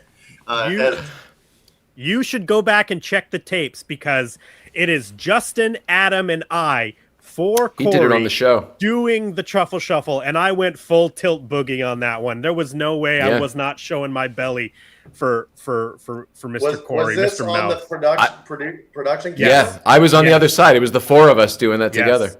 We were up there for the shooting. We've got to get like a 7th episode when this thing hits TV to call it like the behind the scenes goofballs, doing whatever, because there was so much good footage like that. Yeah. Because it didn't make sense, right? Yeah. So just, I mean, sir, this project is begging for a companion podcast where we would do all of that. We would have all of you guys in to tell your stories, and we would show all of that material. So I've pitched this to you before. Brandon and I are willing to do it. Jade, since we have Behman here, do you want to quickly tell the story about how this podcast started? Yeah, because real quick, a 30-second version, elevator pitch. Behman, after the 40th, you and I had already known each other, but then the 40th blew me away, and I'm starting to come out of my shell again for the first time, and all that stuff. So I had my own personal stuff, but I met all these new friends, and I had some ideas in my head because I saw the future of your show, and I go, well, they're capturing all of this, but there's so much other stuff. And I pitched Brandon. I go, we need to get in front of people and start doing a podcast so that we can be eligible to then do this podcast. And I pitched him a podcast to do simply to parlay it into another podcast. And that's what this show is. Yeah. And initially, your original idea, we wanted to be like when the documentary comes out, have a podcast that we could go episode by episode. We wanted to talk to all the people, and then it kind of just grew into like, well, why don't we just do all the movies from a single year at the theater, and we'll start with 1985 because it has some of our favorite movies ever in it. And all of that grew from standing on the gravel in front of your house. Yep. You guys are going to love this series. It is wait. Good for the community. It's going to revitalize. Not that the Goonies needed it, but it's just going to make it feel like it's still in theaters. It's just a new, and there's people that we find out about, like Mark, that nobody knew about because they were behind the scenes holding up the stilts, to make sure everything's working like it's supposed to. So it's so neat to see how all of this, came about and came together. So we're excited. Super excited. There was one more thing that I totally forgot to talk about. I prepared some slides for it. I wanted to quickly talk about the poster, the famous Drew Struzan artwork. So obviously we have Drew Struzan, very famous poster artist, worked with Spielberg a lot. This is the famous poster of Brand at the top of the stalagmite. Is it a stalagmite or stalactite? That would be a tight at the top there. Is this a tight? A tight at the top? Tight up to the top. Yep. And a mite is at the bottom. Is that how you remember it? Tight. You're at the hilarious. You might trip over it. So we all know this poster, but one of the things that I think is so fascinating is that Amblin and Spielberg, whoever it was, asked Drew Struzan to also do alterations to it so that every one of the kids could have their opportunity at the top of the stalactite. And those were rolled out in the various newspaper ads for the weeks that the film was in theaters. So this is the poster we know. Struzan. And here like are some of the alterations. So there on the left, we've got Chunk at the top, followed by Mikey, and then on the right, there's Andy, followed by Data. We've got Mouth at the top, Data at the top. And you can find these online if people want to look deeper at the lineup, because the lineup changes every single time. It's not just the person at the top. That's what I'm noticing. All the way through. Yeah. But there's Steph at the top, Mikey at the top. Oh, that's my garage. But hang on, go back to it, because there's a project car in there that's Goonies related. Like Troy's Mustang. There you go, exactly. Well, this is my little Goonie section here that I've been putting together, because I have been working on the bike since the 40th. When I saw Tommy Youngblood's bikes up at the house, I was like, oh yeah, I gotta build those. 100%. So I've been slowly collecting. I've got all of the frames. I found all the Murray frames that all the kids ride. Spent about a year trying to find those, and now I'm just tracking the pieces down. I got to do a couple modifications. Down to I even have little Murray. Oh, that's bike. Great. Yeah. Troy's Mustang needs I want my bike. But yeah, I just wanted to shout out Drew Struzan because he did pass away recently, and his artwork is iconic. Shout out also to John Alvin, another famous poster artist who did like the E.T. and Elliot Finger poster. John Alvin is the artist who did this alternate poster for Goonies. What's that, Mark? I've always liked that poster. Yeah, there is a really great book called The Art of John Alvin, and it sort of breaks down his process of doing the Goonies poster, and he originally drew it all with all the kids' faces completely visible, and then they decided to make it more of a silhouette. Yeah. But yeah, this is a fantastic book, The Art of John Alvin, if people haven't checked that out. Yeah, check it out. And then one final plug and a thank you to Mr. Mark Marshall, Droids, Goonies, and Killer Whales. The link is in the description below. You can buy it on Amazon. It is a wonderful book, and just the names and the stories that appear in this book are astounding. If 5 people buy the book, I will have sold 5 copies. Oh, stop. All right. Mark, I know I have one. You have one. That's at least 2. I got one. That's 3 right there. It's a wonderful book. Everybody in the chat needs to buy Mark's book. Yeah, Everybody go and buy Mark's book. Thank you. Appreciate that. Behman, thank you so much for your stories and your inspiration and for doing what you do for the community. I cannot wait for people to get to see this documentary and get to see the level of detail inside this house. Early happy birthday. And an early happy 50th to you, Behman. Have a great time celebrating. Woo! Gonna get cray-cray. I will say, as you get a little older, because I don't want to go into numbers here, right? It's not a birthday anymore. It's a birthday like weekend/week. So you got to start celebrating, because you don't know how many birthdays you got left. So why not celebrate the whole week as like your birthday?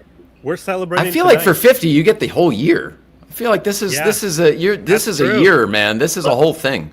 Because when we see you in June, we're going to be celebrating your birthday because it's 50. I love it. I'm so down. I just I'm just so grateful I'm still here. Yeah. You know? Amen. And I also know what it's like to make plans with you because we make plans to go have a nice private dinner, the three of us, but simply walking down the street in Astoria, we ended up, was there 17 of us at that dinner? That was supposed to be just the three of us, just simply picking up Robert Davi and everybody else along the way. It's like the Wizard of Oz, we're skipping down the Element Road and Adventures, everybody shows up. Your lion, your Tin Man, yeah. We're all end up at the Goonies house with 600 people just all of a sudden. Neighbors are going to love that, but at some point we need to put a big screen like at the top of the driveway and just watch Goonies just up there. Yeah. One of those outdoor projector screens. Yeah. Not in on setting that up, but I think we need to do it. And you've already got a perfect spot to mount the projector right at the top of Data's zip line. I'm just saying. Or a permanent structure up on the hill, right? We just put it up on the hill. It's always playing. That's what I'm seeing. Yes. Yeah, with a screen big enough that when you're driving down the street, you can see it up there. I'm down. Driving through town. That's hilarious. All right, so everybody, let's get to the 42nd. Everybody, let's start planning. We'll see you there. How do people follow you, Behman? How do people stay in touch with you? TikTok and Instagram. I don't do a lot of Twitter, but it's at Behman Zakeri, and then we've got an account on Instagram for the Goonies House at Goonies Home because somebody had taken out Goonies House. So that's down in the description already. People can find that there. Same with your website. Yeah, and if you want, if you're ever having a bad day, go to TikTok. Right beneath the bio, there's the whole Truffle Shuffle playlist or whatever, and just go through and just find your favorite Truffle Shuffle. It'll just bring a smile to your day. Oh, that's good stuff. The record now is 3.2 million views. Somebody's got to top that. Wow.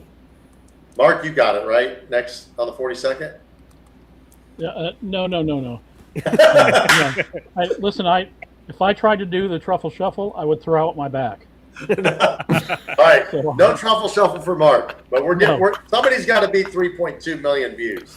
I want to see it. Mark, is there a place online where people can find you? Let's see. Well, I'm on Facebook. I'm on Instagram under Mark A. Marshall. That's really I'm kind of a neophyte when it comes to social media. I don't know half of what you guys know, so I'm a Luddite. Yeah, but you've been at the last two Goonies Astoria weekends, so very likely that we'll see you there again. And your panels are great, and I love hearing the stories. You tell the stories from a first-hand experience. You can't beat it. I appreciate it. I've got to see you all in person, so we'll just plan on it. Yeah, absolutely. And if you get down to LA, I'm blocks from Warner Brothers. You can come here. We can go there for lunch. We can do whatever you want. But I'd love to see you if you're in LA. Okay. Well, if you get back to Oklahoma, same here. I will make it a point to drive through Oklahoma next time just to come see you. I have to go see Kathleen and Ben as well. So those are both on the next trip for sure. Okay. Also, don't let Mark fool you. He talks down everything. He's active on his social media. The stories and the memories that he posts whenever there's an anniversary of something or whatever, they're fascinating. And you and I communicate there as well. So you are active on it, even though you might not think you are. Semi-active, yeah.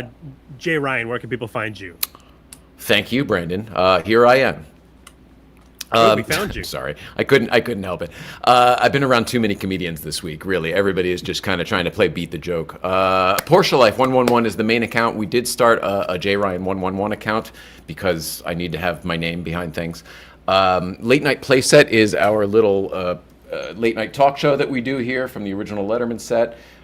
We have a great episode this week. 2 hours with Jodie Sweetin. I was going to shout it out because it's a wild one. It's a lot of fun, man. It is a good episode. Thanks, man. It went off the rails. Well, we knew it would go off the rails, so I decided to just have her in the chair the moment we started, and we'll just start off the rails. That way there's nowhere to go. Yeah. And it was great. It was 2 hours of fun. She is spectacular. She's a new friend. We've been spending a lot of time together because she's funny and awesome. And we just did her show, the Smoke Show with Sweeten, last week. She came here and did our late night playset this week. We both just went yesterday to do Good Night with Ben Glebe, which is another internet talk show. And it's kind of crazy. I invited her to do this tonight. I don't think she was able to. I don't even know if she got this yet, actually. But late night playset, blockbuster year, because I want to keep doing this with Brandon. This is 50 episodes. Next week's 49. Don't ask any questions. And I want to keep doing it. So please like, subscribe, do all the stuff with that. And then if you're in LA and like cars, Good Vibes Breakfast Club. Sorry for all that, Brandon. Thanks. Excellent. Thanks for letting me get it out. How about you? Where do we keep up? Section. How do we keep up with you? Sorry, Behman. Well, first and foremost, subscribe to A Blockbuster Year here on YouTube. Follow the Instagram. I'm the same way. I want to keep doing this with Jay. I absolutely love doing it. And we get to talk to amazing people like Behman and Mark. If you're into movie cars or props or old video store stuff, follow BC DeLorean on Instagram. That's where I'm there most of the time doing all my collectible stuff and movie cars. And we got some... That account is blowing up right now. Yeah, what a month for the BC DeLorean account. It's been a ton of fun. Lots and lots of new followers there. It's been great. 47,200 now. Good for you, buddy. Yeah. Thank you. Yes. Thank you. Excellent. And my Blockbuster video hit over 3 million views, which was pretty wild. Yeah, it hit 3 million. That's amazing. Yeah. All right, so you and Behman are in direct competition now. Yes, that's great. I love it. Although Behman gets multiple videos over that. I had one that hit. We are back to our regular schedule next week. We will be covering Disney's The Black Cauldron with Ryan Dole and Abigail Gardner of YHS Podcast and Toy Anxiety. I am so excited. Ryan Dole is one of my best friends in the world, so I cannot wait to have him back on the show. But everybody's schedules allowed for this amazing episode to happen, and we will be back to our schedule next week. I said it when Behman will be celebrating his birthday. Yes. In Kansas City. I said it already. But thank you, Behman. Thank you, Mark. This ruled. Thank you so much, this was the best. So much fun. Yes. This was the best. Great to see Behman again. Yes. And thanks, Mark, for being here. Seriously, and going almost 3.5 hours without having to go to the bathroom. Yeah. So. Yeah. Oh, hello. Can I please plug next week? Tuesday's late night playset has a very distinguished guest, and that is Mr. Mark Marshall. I won't keep you 3 hours. We're only going to do an hour or so, but Mark Marshall will be on late night playset this coming Tuesday. Horrible. I'm sorry. Where's my head? And Mark, I'm so sorry to do this to you, but you can't tell any of the stories you told tonight on a competing show. It's all new material. Sorry. We need all new material. All new stories. I'm sorry to do this to you, but I'm in competition with Late Night Playset. I'm sorry. I have to read up. I have to read up on other stories. Yeah, you'll have to read your own book. Yeah. Thank you. I love everyone. I love all of you, and everyone at home. Love to you all. Yes. Thank you, everybody, for watching. Thank you for listening. We will see you next week, Thursday, 6 o'clock Pacific Standard Time, right here on the Blockbuster Year channel. Take care, everybody. We love you. Good night. It's our time. It's our time. Our time down here. Good night, everybody. Take care.